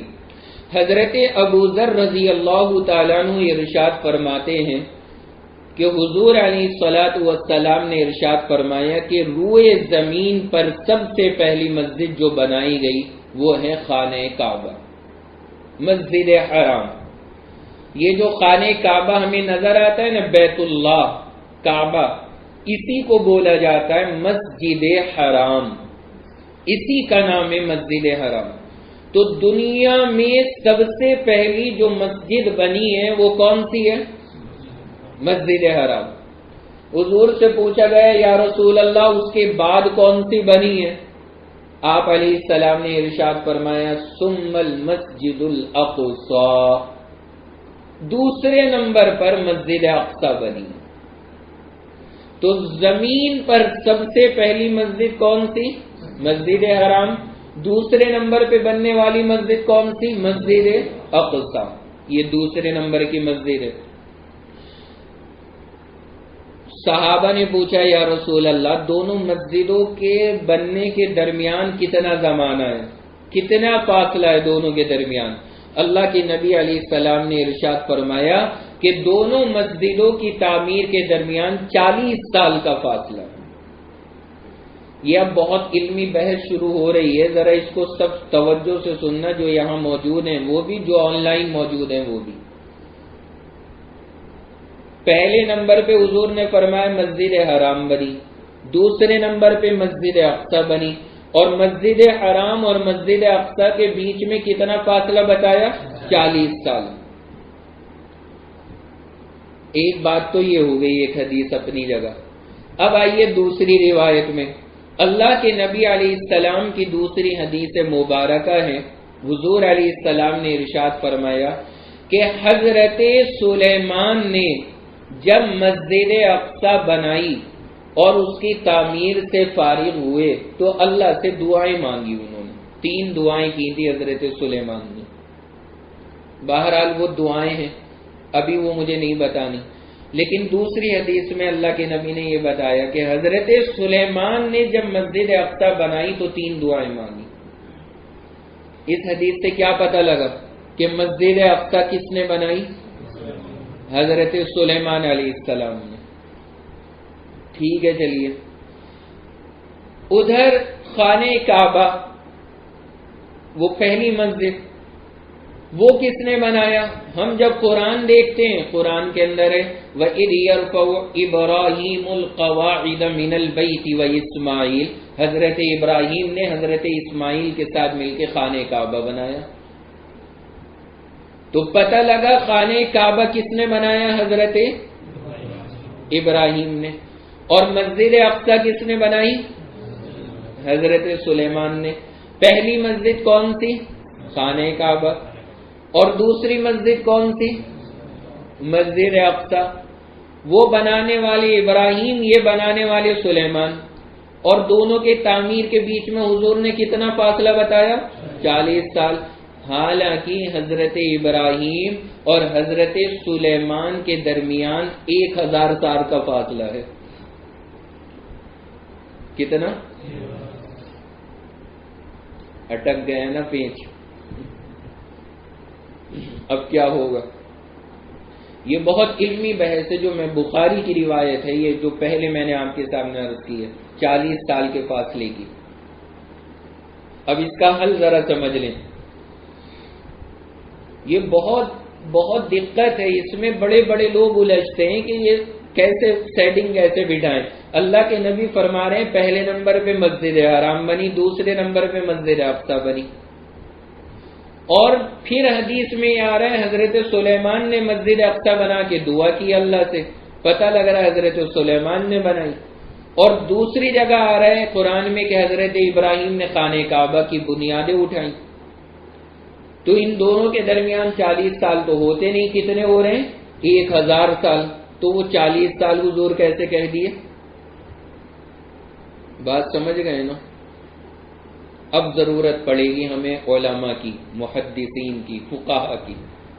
یہ جو اہل حدیث ہمارے یہاں پہ بڑے کودے پھرتے، بخاری اجی بخاری میں یہ ہے، بخاری میں یہ ہے. تو بابو بخاری میں تو یہ حدیث بھی لکھی ہے، اب کر حل اس کو. بخاری میں لکھا ہے کہ 40 سال کا فاصلہ ہے دونوں میں. اب حل کہاں سے ہوگی؟ اب ضرورت پڑے گی علماء کی، علماء ہی حل کریں گے.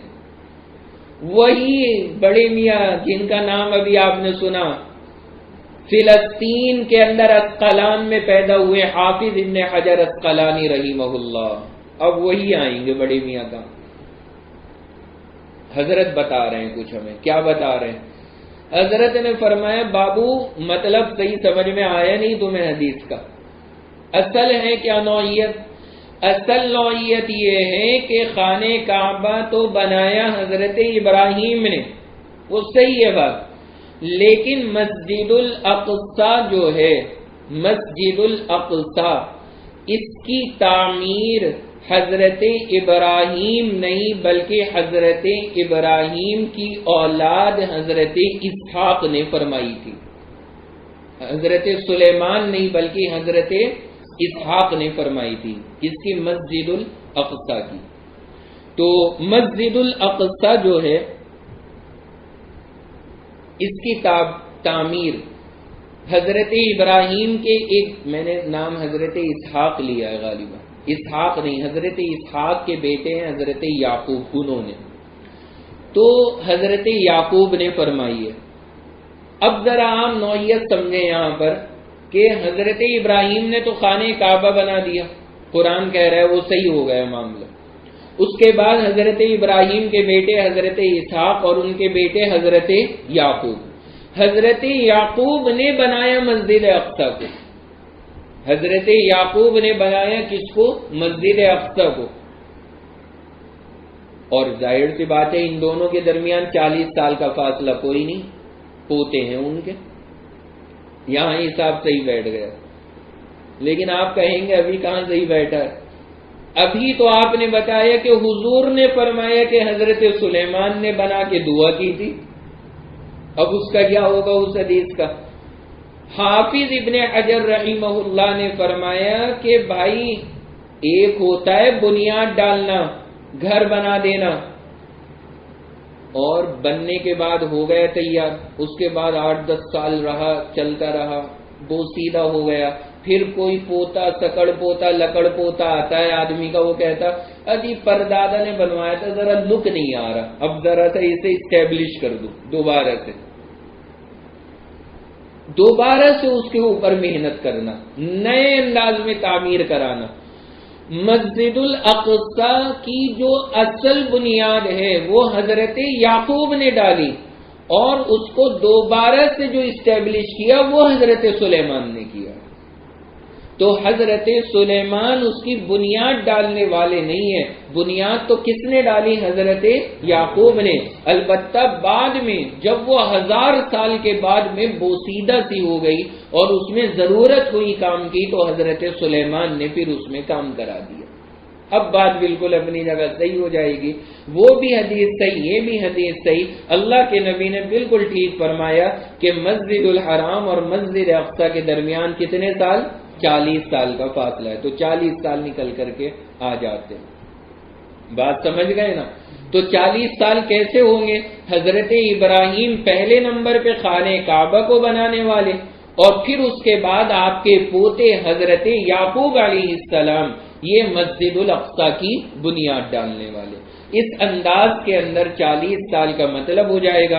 اور حضرت سلیمان کی تعمیر کا جو ذکر آتا ہے کہ حضرت سلیمان علیہ السلام نے تعمیر کی، اس سے مراد بنیاد ڈالنا نہیں، بلکہ حضرت سلیمان نے جو بوسیدگی وغیرہ عمارت میں پیدا ہو گئی اس کو ختم کر کے دوبارہ سے اس میں عمدگی کو پیدا فرما دیا۔ یہ ترتیب ہے مسجد الاقصی اور مسجد الاقصی کی تعمیر کی جو وہاں پر رکھی گئی تھی۔ سمجھ میں آ گئے نا؟ تو مسجد الاقصی کس طرح سے اور کس انداز کے اندر یہ تعمیر ہوئی ہے، یہ اس کا خلاصہ آپ کے سامنے میں نے عرض کر دیا۔ اس کے بعد آج کی جو ہماری آخری چیز ہے جو مجھے عرض کرنی ہے وہ یہ کہ یہ جو مسجد اقصی ہے جس کے اتنے سارے فضائل اور اس کے اتنے سارے برکات ہم اور آپ سنتے چلے آ رہے ہیں، اور اس کا جو یہ ہم نے اور آپ نے اتنا اونچا مقام سنا ہے مسجد الاقصی کا، تو یہ مسجد الاقصی کی قرآن اور حدیث کے اندر فضیلت کیا ہے، کیا اس کا مقام اور مرتبہ ہے، ذرا سا ہمیں اور آپ کو وہ سمجھنا ہے۔ دیکھیں، سب سے پہلی چیز مسجد الاقصی کی سب سے پہلی فضیلت اور سب سے بڑی والی یہ ہے، قرآن پاک کے اندر اللہ تبارک و تعالی نے ارشاد فرمایا سبحان الذی اسری بعبدہ لیلا من المسجد الحرام الی المسجد الاقصی۔ کیا نوعیت ہے؟ حضور علیہ الصلاۃ والسلام کا معراج کا سفر ہوا تھا۔ معراج کے سفر سے ہم اور آپ واقف ہیں۔ اللہ کے نبی معراج پہ تشریف لے کر کے گئے۔ جب حضور علیہ السلام معراج پر گئے ہیں تو معراج کے سفر میں اللہ کے نبی کے ساتھ معاملہ پیش آیا۔ حضور مکہ سے حضور کو فلسطین لے جایا گیا۔ حضرت جبرائیل آئے اور آنے کے بعد حضور کو مکہ سے فلسطین لے کر کے گئے۔ فلسطین میں کون سے شہر میں گئے؟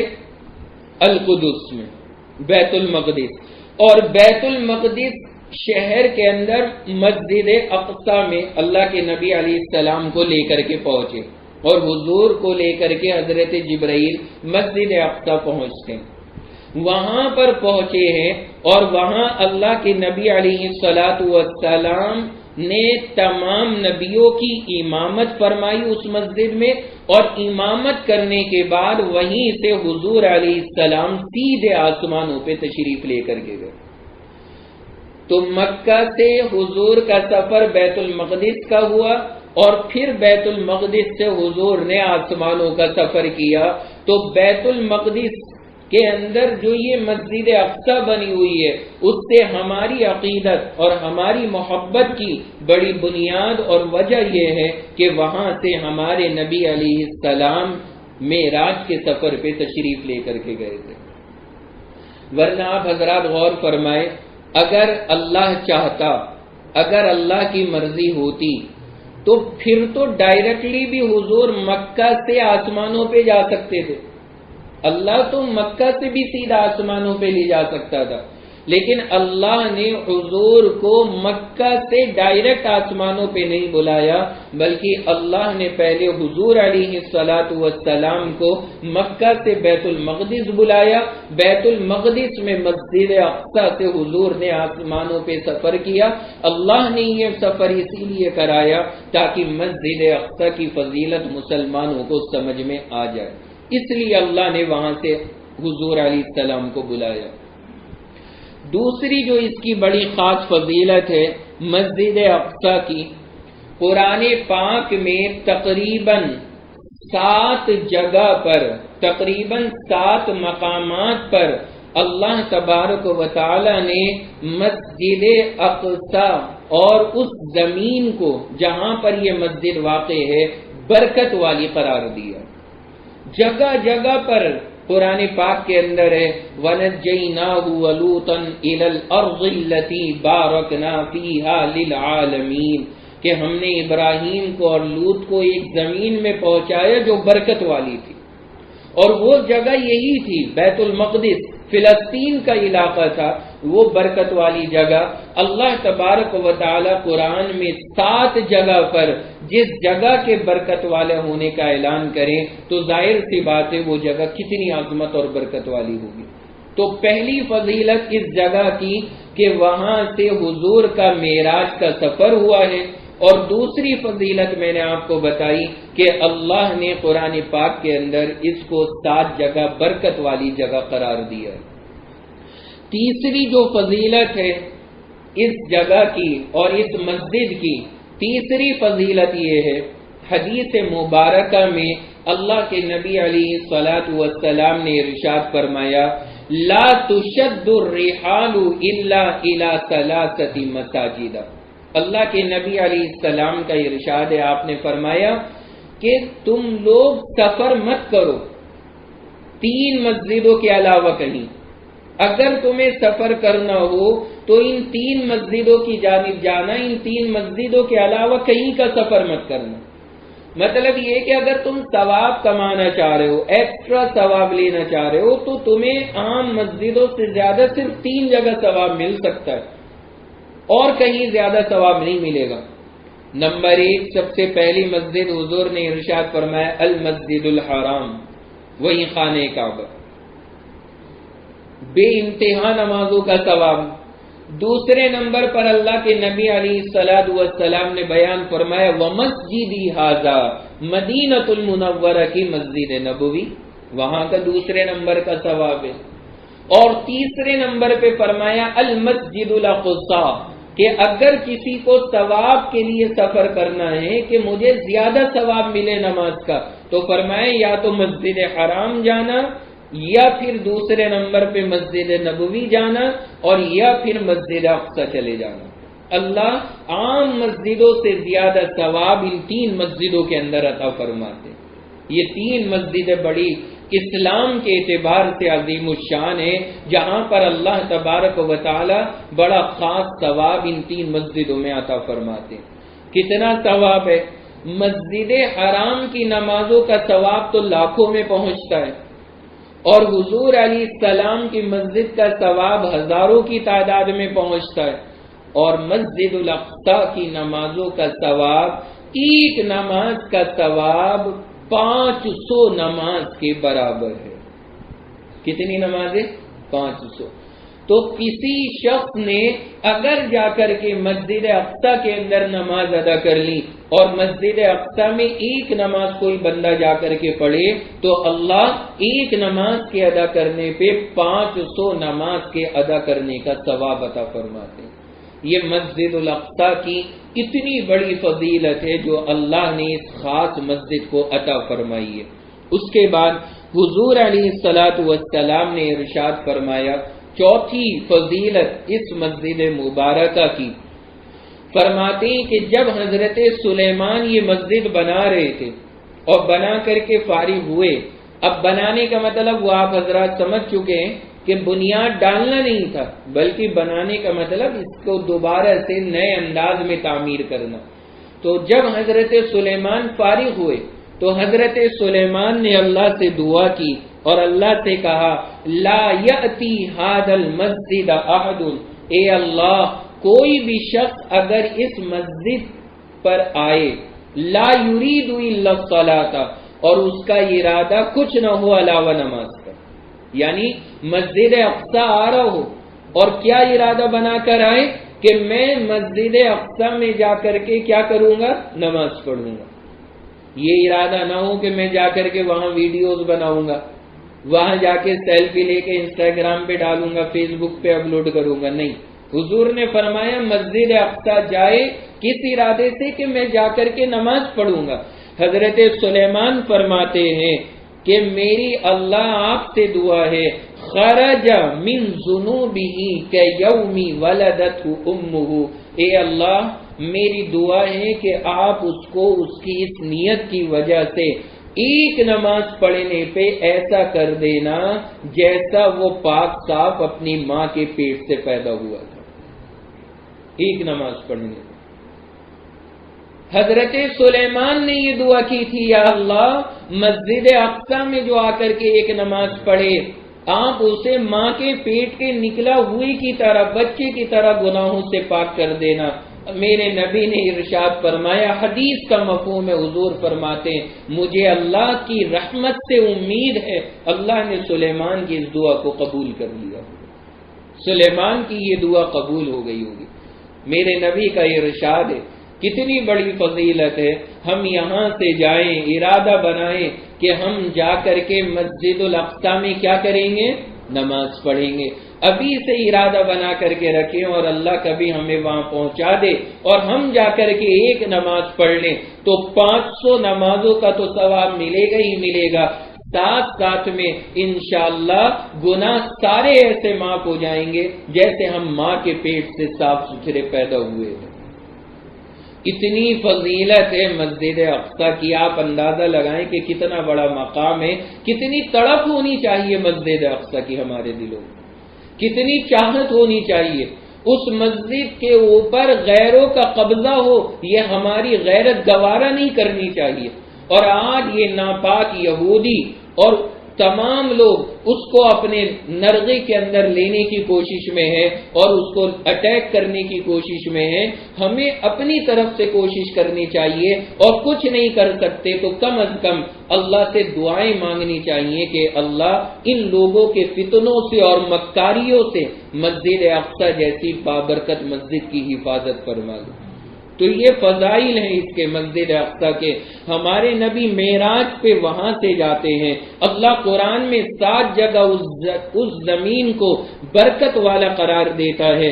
حضور علیہ السلام کہتے ہیں کہ اگر کہیں نماز کے لیے جانے کا ارادہ ہو تو مسجد اقصی جاؤ تم نماز پڑھنے کے لیے۔ حضرت سلیمان دعا کر رہے ہیں کہ جو یہاں آ کر کے نماز پڑھ لے وہ ماں کے پیٹ سے نکلے ہوئے بچے کی طرح گناہوں سے پاک صاف ہو جائے، اور میرے نبی فرما رہے ہیں کہ اللہ نے چاہا سلیمان کی یہ دعا قبول بھی ہو گئی ہوگی۔ تو کتنی بڑی فضیلتیں ہیں اور کتنے بڑے یہ مقام ہیں جو مسجد اقصی کے ساتھ ہمارے لیے جڑے ہوئے ہیں۔ اسی طرح 5ویں فضیلت، اللہ کے نبی علیہ الصلاۃ والسلام نے حدیث مبارکہ کے اندر ارشاد فرمایا، لا تزال امتی، حضور علیہ الصلاۃ والسلام ارشاد فرماتے ہیں کہ میری امت میں مسلسل ایک جماعت ایسی رہے گی، حضور فرما رہے میری امت میں مسلسل ایک جماعت ایسی رہے گی، یقاتلون علی ابواب بیت المقدس، جو بیت المقدس کے گیٹ پر دروازوں پر قتال کرتے رہیں گے، جنگ لڑتے رہیں گے۔ حضور فرما رہے ہیں ہمیشہ وہاں پہ لڑائی ہوتی رہے گی، اور میری امت میں مسلسل ایک جماعت ایسی رہے گی جو بیت المقدس کی حفاظت کے لیے اپنے سینوں کو وہاں پہ پیش کرتے رہیں گے۔ اللہ کے نبی علیہ الصلوۃ والسلام ارشاد فرماتے ہیں لا یضرهم خذلان من خذلهم، جو لوگ ان حفاظت کرنے والوں کو ذلیل کرنا چاہیں گے ان کے ذلیل کرنے سے وہ ذلیل نہیں ہوں گے، کوئی نقصان نہیں ہوگا ان کا۔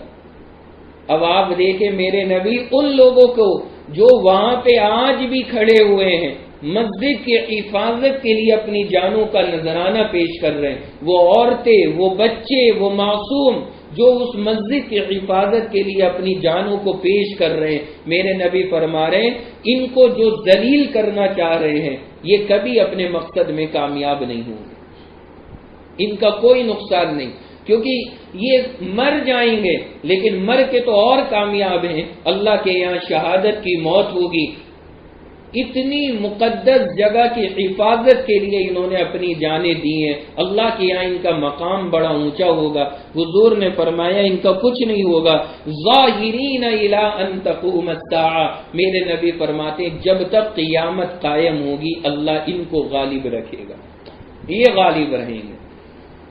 تو دیکھنے میں ہمیں کمزور لگے چاہے لیکن یقین جانیے ایمان کی وہ پاور ہوگی۔ اللہ کے نبی فرما رہے ہیں کہ دنیا کی کوئی طاقت اپنے توپ سے، اپنے بم سے، اپنی گولیوں سے ان کو جھکا نہیں سکتی۔ ظاہرین الی ان تقوم الساعۃ، یہ غالب رہیں گے قیامت کے آنے تک، یہ حضور کھلا حدیث میں کہہ کے گئے۔ اب ہم یہ کہتے ہیں کہ ایک ملک تو کیا سارے ملک مل کر کے بھی اگر انشاءاللہ چاہیں تو اللہ نے چاہا جو اللہ نے مقدر فرما دیا اس کے خلاف نہیں ہو سکتا۔ جو اس کی حفاظت کے لیے لڑے گا، جو اس کی حفاظت کے لیے وہاں پہ کھڑے، اللہ نے چاہا وہ کبھی ذلیل اور رسوا نہیں ہو سکتے، اور ان کا مقام اللہ کے یہاں کتنا بلند ہوگا ہم سوچ نہیں سکتے۔ جس جگہ پہ ہزاروں نبی تشریف لے کر کے گئے ہو، جس جگہ پہ میرے نبی نے تمام انبیاء کی امامت فرمائی ہو، اور جس جگہ پر حضور علیہ السلام نے اپنی سواریوں کو باندھا ہو، جہاں پہ ابراہیم اور اسماعیل جیسے، اسحاق اور سارا جیسے مقدس ہستیاں دفن ہوں، ظاہر سی بات ہے اس مقدس جگہ پہ کیا کوف کر سکتا ہے۔ جس جگہ کو 7 مقامات پر اللہ نے برکت والا قرار دیا ہو، اس جگہ کا مقام اور اس جگہ کی عظمت کتنی ہوگی ہم سوچ نہیں سکتے۔ تو بہرحال یہ فضائل اللہ تبارک و تعالی نے اس کے ذکر فرمائے ہیں۔ اسی طرح اس کی اگلی جو چھٹی خصوصیت ہے بڑی اہم، وہ یہ کہ اللہ نے جب نماز اس امت پہ فرض فرمائی، اس کو ذرا سمجھنا، ہمارے یہاں سب کہتے ہیں قبلہ اول ہے، قبلہ اول ہے، لیکن قبلہ اول کا صحیح مطلب کیا ہے وہ سمجھا رہا ہوں آپ کو۔ جب اس امت پہ نماز فرض ہوئی تو حضور مکہ میں تھے، اور مکہ سے بیت المقدس جو شہر ہے جس میں یہ مسجد اقصی ہے وہ کیسے پڑتا ہے؟ یہ پہلے مکہ ہے، پھر مدینہ، مکہ پھر مدینہ اور اس کے بعد بیت المقدس، لائن سے۔ سب سے پہلے کون سا؟ مکہ، پھر مدینہ، پھر بیت المقدس۔ جب نماز فرض ہوئی کدھر کو رخ کریں؟ اللہ نے حکم دیا خانہ کعبہ کی طرف کو نہیں کرنا، آپ کو حکم رخ، آپ اپنا رخ مسجد اقصی کی طرف کو کیجیے۔ آپ مقام دیکھیں مسجد اقصی کا کتنا بلند ہے، جب نماز فرض ہو رہی ہے اس امت کے اوپر اور رخ کرایا جا رہا ہے تو مسجد اقصی کا رخ کرایا جا رہا ہے۔ حکم دیا کہ اے نبی آپ مسجد اقصی کا رخ کر کے نماز کو ادا کریں۔ اب حضور علیہ السلام ظاہر سی بات ہے مکہ میں رہتے تھے، خانہ کعبہ وہیں پر تھا، بہت محبت تھی خانہ کعبہ سے اللہ کے نبی علیہ السلام کو۔ تو حضور کیا چاہتے تھے؟ حضور کے دل میں تھا کہ اللہ تعالیٰ کاش ہمارا رخ کعبے کی طرف کو کرا دے، مسجد اقصی کا حکم ختم ہو جائے، دل کرتا تھا۔ لیکن ظاہر سی بات ہے اللہ کا آرڈر ہے، رخ تو ادھر ہی کو کرنا ہے۔ تو جب تک حضور مکہ میں رہے نا تو آپ نے نماز کیسے پڑھی؟ پہلے یہ مکہ ہے، پھر مدینہ، پھر ادھر بیت المقدس۔ حضور ادھر مکہ کے اندر کھڑے ہوتے تھے خانہ کعبہ کے اس طرف، اور ادھر کو رخ کر کے نماز پڑھتے تھے، تو حضور کے بالکل سامنے پہلے کیا ہوتا تھا؟ خانہ کعبہ، اس کے بعد اسی لائن میں آگے کیا ہوتا تھا؟ مسجد اقصی، دونوں کا رخ ہو جاتا تھا۔ ٹھیک ہے، کوئی حرج کی بات نہیں، اللہ کی طرف سے بھی کوئی پابندی نہیں، اللہ کے نبی کی چاہت تھی، لیکن بہرحال اللہ کا آرڈر تھا تو حضور اس کی رعایت کرتے تھے۔ لیکن 1.5-2 سال بعد حضور آ گئے مدینہ، ہجرت فرما لی مدینہ۔ اب مدینہ آنے کے بعد سچویشن بدل گئی، اب مدینہ ہے ادھر بیچ میں، ادھر مکہ اور ادھر بیت المقدس، اب حضور ہیں یہاں مدینہ میں، اور آرڈر ہے کہ آپ کو رخ کرنا ہے کدھر؟ بیت المقدس۔ مکہ میں جب تک تھے تب تک تو کام چلا لیا تھا دونوں چیزوں سے، لیکن اب نہیں چل سکتا تھا، اب تو رخ حضور کو ادھر کرنا پڑتا تھا، اور کعبے کی طرف کیا ہوتی تھی؟ پیٹ ہوتی تھی۔ اللہ کے نبی علیہ الصلوۃ والسلام نے اسی طرح سے مدینہ میں جا کر کے بھی نمازیں پڑھی، کرنا تو وہی تھا جو اللہ کا آرڈر ہوگا، لیکن حضور کیا کرتے تھے؟ بار بار آسمان کی طرف نظر اٹھا کے دیکھتے تھے کہ کاش اللہ جبرائیل کو بھیج دے اور آرڈر آ جائے کہ رخ آپ ادھر کر لیجیے۔ بار بار حضور کی توجہ اسی پر رہتی تھی، تو حضور علیہ الصلوۃ والسلام بار بار اسی کی طرف دیکھتے تھے، آسمان کی طرف، کہ کاش اللہ آرڈر بدل دیں اپنا، بار بار۔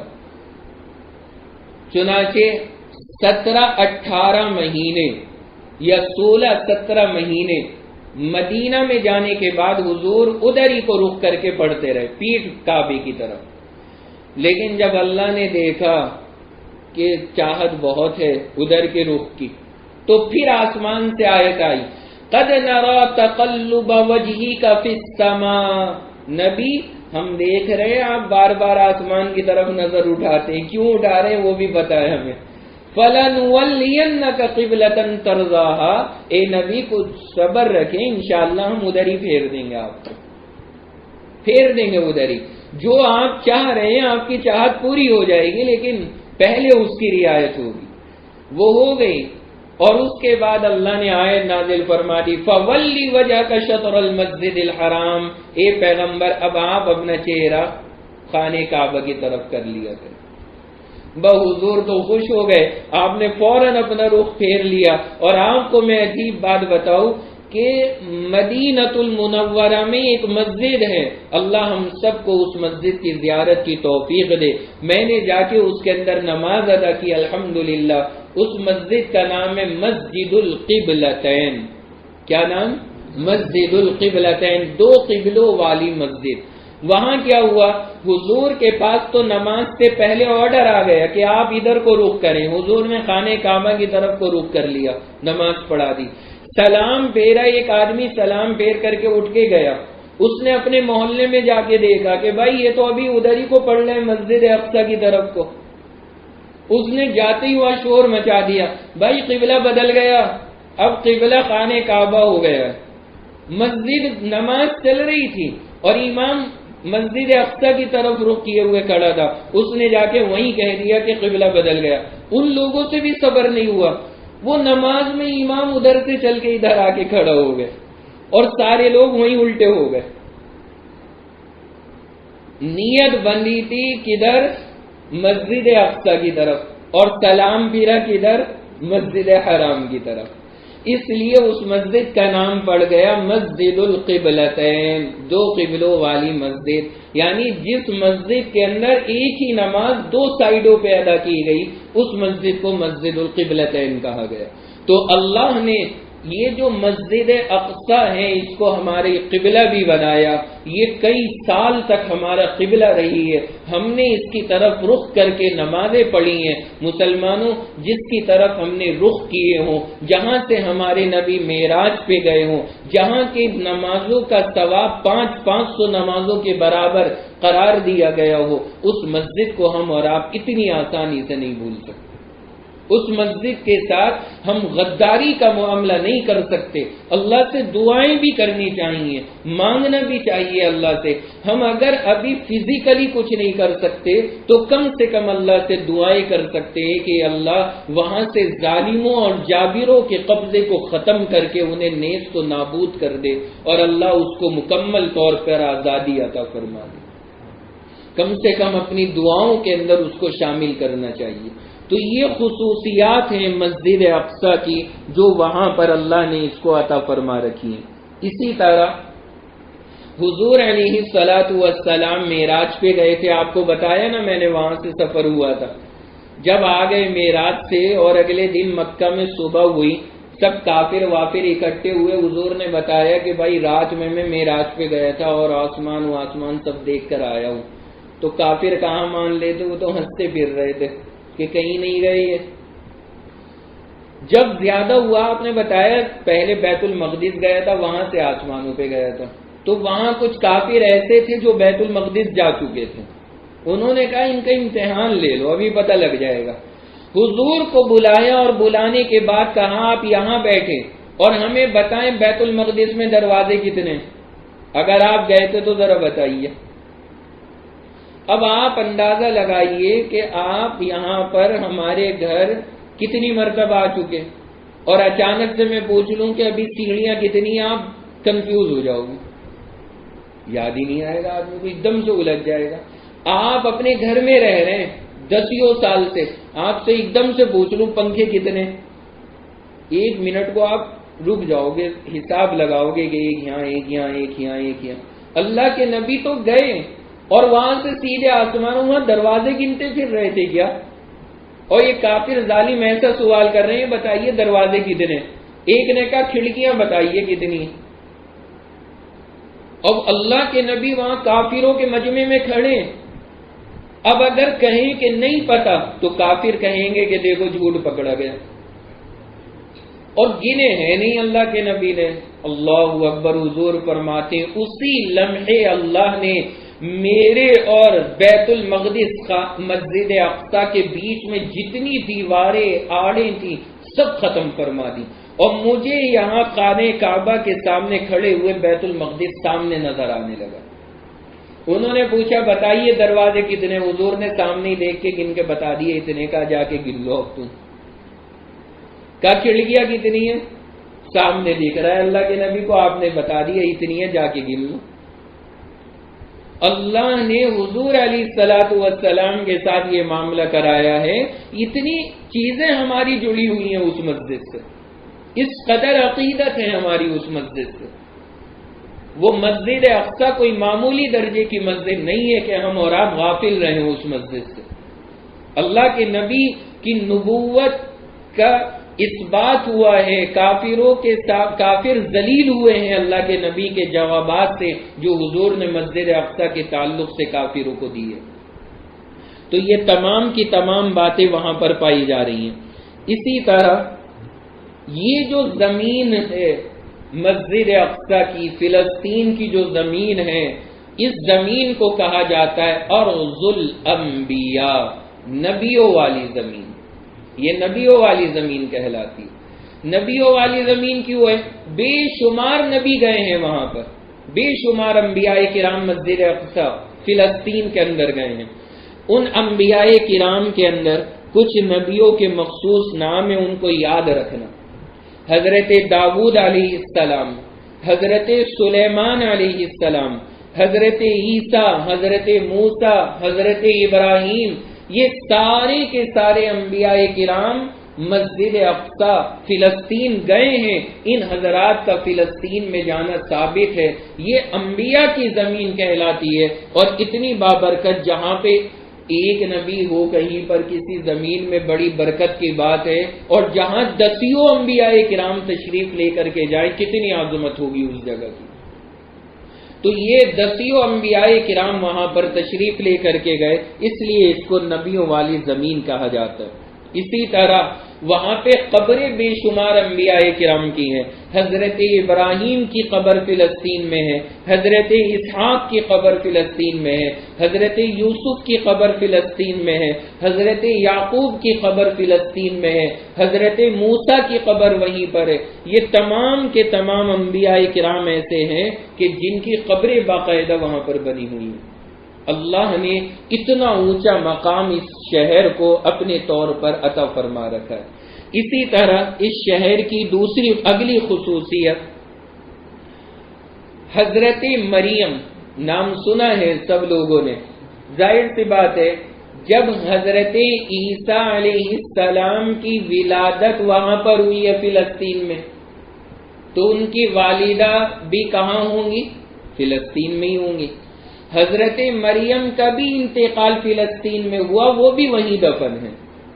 حضرت مریم جو پاکیزہ خاتون گزری ہیں، جن کے ساتھ اللہ نے یہ معاملہ فرمایا اپنی قدرت کا کہ بغیر باپ کے بغیر شوہر کے ان کے گھر بچہ پیدا کیا، حضرت عیسیٰ علیہ السلام پیدا ہوئے، وہ پاکیزہ خاتون حضرت مریم بھی اسی جگہ پہ دفن ہے فلسطین کے اندر، وہ بھی وہیں مدفون ہے. اسی طرح ایک نبی گزرے ہیں حضرت زکریا علیہ السلام. اللہ نے انہیں اولاد نہیں دی تھی، اولاد نہیں، پوری زندگی گزر گئی، جوانی گزر گئی، اولاد نہیں. آخر وقت آتا ہے، بڑھاپا ہو گیا، اللہ سے دعا کر رہے ہیں رب انی وہن العظم منی، اے اللہ میری ہڈیاں کمزور ہو گئی، واشتعل الرأس شیبا، اور میرے بال سفید ہو گئے، ولم اکن بدعائک رب شقیا، لیکن اے اللہ میں مایوس نہیں ہوا، مجھے اولاد دے دی.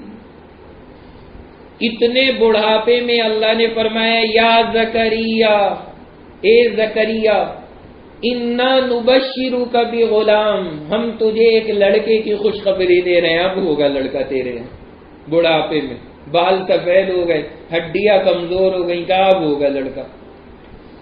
انا نبشرک بغلام، ہوگا لڑکا تیرے یہاں، اسمہ یحییٰ، اور اس کا نام کیا ہوگا؟ یحییٰ ہوگا. اللہ نے حضرت زکریا کو بڑھاپے میں اولاد کی بھی خوشخبری دی، اور لڑکے کا بھی بتا دیا بیٹا ہوگا، اور نام بھی بتا دیا لڑکے کا نام یحییٰ ہوگا. آپ اندازہ لگائیے کتنی بڑی سعادت کی بات ہے. اور آپ حیران ہوں گے حضرت زکریا جب یہ دعا کر رہے ہیں اللہ سے کہ اے اللہ میری ہڈیاں کمزور ہیں، میرے بال سفید ہیں، اس وقت زکریا علیہ السلام فلسطین میں وہیں رہتے ہوئے یہ دعا ہو رہی ہے. آپ سوچیں کہ کتنی بابرکت زمین ہے یہ، کس قدر بابرکت زمین ہے ملک فلسطین کی. وہیں پر حضرت زکریا نے یہ دعا کی ہے، اور اللہ نے ان کی دعا کو قبول کر کے بڑھاپے کے اندر اللہ نے انہیں اولاد عطا فرما دی، اور لڑکا پیدا ہو گیا، اور وہ لڑکا تھا یحییٰ. اللہ نے اس لڑکے کو بھی نبی بنا دیا، باپ بھی نبی، بیٹا بھی نبی. تو اللہ نے یہ معاملہ ان کے ساتھ میں فرمایا. اسی طرح آخری خصوصیت جو آج میں آپ کے سامنے عرض کر رہا ہوں مسجد الاقصی کی، حضور علیہ السلام نے ارشاد فرمایا دجال دنیا میں جو آئے گا پوری دنیا میں فساد مچا دے گا، لیکن حضور نے فرمایا 4 جگہ دجال داخل نہیں ہو پائے گا. 4 جگہ نہیں جائے گا دجال. کہاں کہاں نہیں جائے گا؟ نمبر 1 مکہ حرم میں نہیں جائے گا. نمبر 2 مدینہ، وہاں داخل نہیں ہوگا. نمبر 3 طور پہاڑ، وہاں دجال نہیں پہنچے گا. اگر بچنا ہو یا تو مکہ چلے جاؤ، یا مدینہ چلے جاؤ، یا طور پہاڑ چڑھ جاؤ. ہمالیہ پہ بھی نہیں چھوڑنا ہو، ماؤنٹ ایوریسٹ پہ بھی کور کر لے گا، لیکن طور پہاڑ بچے گا کیونکہ حضرت موسیٰ کا خاص مقام ہے. چوتھی جگہ بیان فرمائی المسجد الاقصی، مسجد اقصی میں دجال کی انٹری نہیں ہوگی. میں کہتا ہوں انشاءاللہ جب بڑا دجال نہیں جا سکتا یہ تو چھٹ بھئیے کہاں سے چلے جائیں گے انشاءاللہ. یہ بھی کہیں نہیں جانے، یہ بھی کودے پھر رہے ہیں. اللہ نے چاہا کہیں نہیں جا سکتے، اور اللہ نے چاہا مسلمان اس کی حفاظت کریں گے، جان سے ہو، مال سے ہو، کسی بھی انداز میں ہو، ہمیں اس کی حفاظت کرنی ہے، وہ ہماری ذمہ داری ہے۔ ہم مسجد الاقصی کو، جو اتنی فضیلتوں والی مسجد ہے اور اتنی خصوصیات والی مسجد ہے، ہم اس کو بے یار و مددگار ہرگز نہیں چھوڑ سکتے۔ تو یہ تمام کی تمام خصوصیات ہیں اس مسجد کی، جو مسجد الاقصی ہے، اس کی تاریخ بتا دی، ملک کے حالات بتا دیے، مشہور شہروں کا میں نے آپ کو تعارف کرا دیا، اس مسجد کے بارے میں بتا دیا کہ وہ مسجد کتنے پارٹ میں بنی ہوئی ہے، الگ الگ پارٹ کے کیا کیا نام ہیں وہ بتا دیے، اس مسجد کو اتنی اہمیت کیوں حاصل ہے، وہ تمام کی تمام باتیں یہ میں نے آپ کے سامنے ذکر کر دی ہیں۔ اللہ نے چاہا یہ آج کی ہماری مجلس اس لائن سے پہلی مجلس ہے، آگے کی مجلسیں بھی ہماری اور ہوں گی، اگلی مجلس کے اندر اللہ کی توفیق رہی تو انشاءاللہ اب آگے کی باتیں میں ذکر کروں گا کہ یہ یہودی جو اسرائیل والے ہیں یہ مسجد اقصی کو چھیننا کیوں چاہتے ہیں اور مسجد اقصی پہ اٹیک کس مقصد کے لیے کر رہے ہیں۔ اللہ نے چاہا یہ چیزیں میں اگلی نشست کے اندر ذکر کروں گا۔ آج کی اس نشست کے اندر اس جگہ کی واقفیت میں نے کرا دی ہے، تعارف آپ کے سامنے انشاءاللہ مکمل آ گیا ہوگا۔ اگلی مجلس کا انشاءاللہ انتظار کیجئے گا اور اس کو جو طے ہوگا اس کا وقت اور کس دن وہ مجلس رہے گی انشاءاللہ وہ نیٹ پر گروپس وغیرہ کے ذریعے سے سب کو اطلاع کر دی جائے گی۔ تو جو وقت ہوگا اس مجلس کا، جو ترتیب ہوگی، ایک دو دن کے بعد انشاءاللہ دوسری مجلس رکھیں گے، اس میں آگے کی باتیں ذکر کریں گے کہ اس وقت میں اسرائیل چاہتا کیا ہے، کیوں حملے کر رہا ہے۔ آج کی مجلس کی جو باتیں پہلے ان کو ذہن کے اندر بٹھا لیں۔ اللہ سے میری دعا ہے اللہ خود مجھ کو بھی اور آپ تمام کے تمام حضرات کو مسجد الاقصی اور تمام اسلامی جتنے بھی شعائر ہیں اور اسلام کی علامتیں اور پہچان ہیں، اللہ سب سے صحیح معنی میں عشق اور محبت اور تعلق عطا فرمائے۔ جو آج کی باتیں یہ اللہ کی ذات سے امید ہے آف لائن والوں نے بھی اور آن لائن والوں نے بھی یاد کر لی ہوں گی، ان باتوں کو ذہن کے اندر رکھیے گا اور لوگوں کو بتائیے گا جا کر کے کہ مسجد اقصی ہے کیا، مسجد اقصی کس کو بولتے ہیں، کیا ہے ہماری وہاں سے تاریخ جڑی ہوئی، یہ سب باتیں اللہ کے فضل و کرم سے ہمارے سامنے آ گئیں۔ اللہ نے چاہا انشاءاللہ آگے کی باتیں اگلی مجلس میں ذکر کی جائیں گی۔ وآخر دعوانا ان الحمد للہ رب العالمین۔ دعا کرنا۔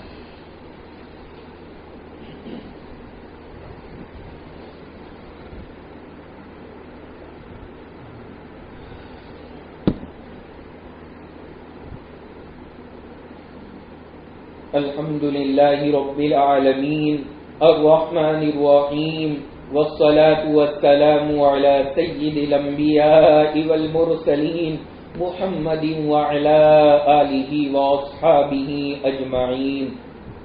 یا اللہ ہم سب کے ساتھ رحم کا، کرم کا، فضل کا معاملہ فرما۔ یا اللہ ہماری خطاؤں کو، لغزشوں کو، غلطیوں کو اپنے فضل و کرم سے معاف فرما۔ اے کریم اللہ مسجد اقصی کی غیب سے حفاظت فرما۔ یا اللہ مسجد اقصی کی غیب سے حفاظت فرما۔ اے اللہ مسجد اقصی پہ آج ناپاک یہودیوں کی نظریں لگی ہوئی ہیں، اللہ ہم اس سے بہت دور ہیں، اللہ ہم چاہ کر کے بھی اس کے لیے کچھ نہیں کر پا رہے، اللہ ہماری غلطیوں کو معاف فرما۔ یا اللہ مسجد اقصی کی حفاظت کے انتظام فرما، اللہ مسجد اقصی کی غیب سے حفاظت فرما۔ یا اللہ ان ناپاک یہودیوں کے ناپاک ارادوں کو ناکام فرما، اللہ ان کے ارادوں کو ناکام فرما۔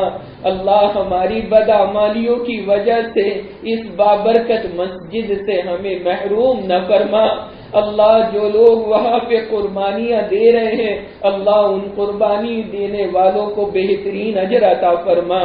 اللہ ہمارے جو فلسطین کے بھائی، ہمارے بچے وہاں پہ ان فوجیوں کے سامنے کھڑے ہیں، اللہ ان بچوں میں حوصلے پیدا فرما۔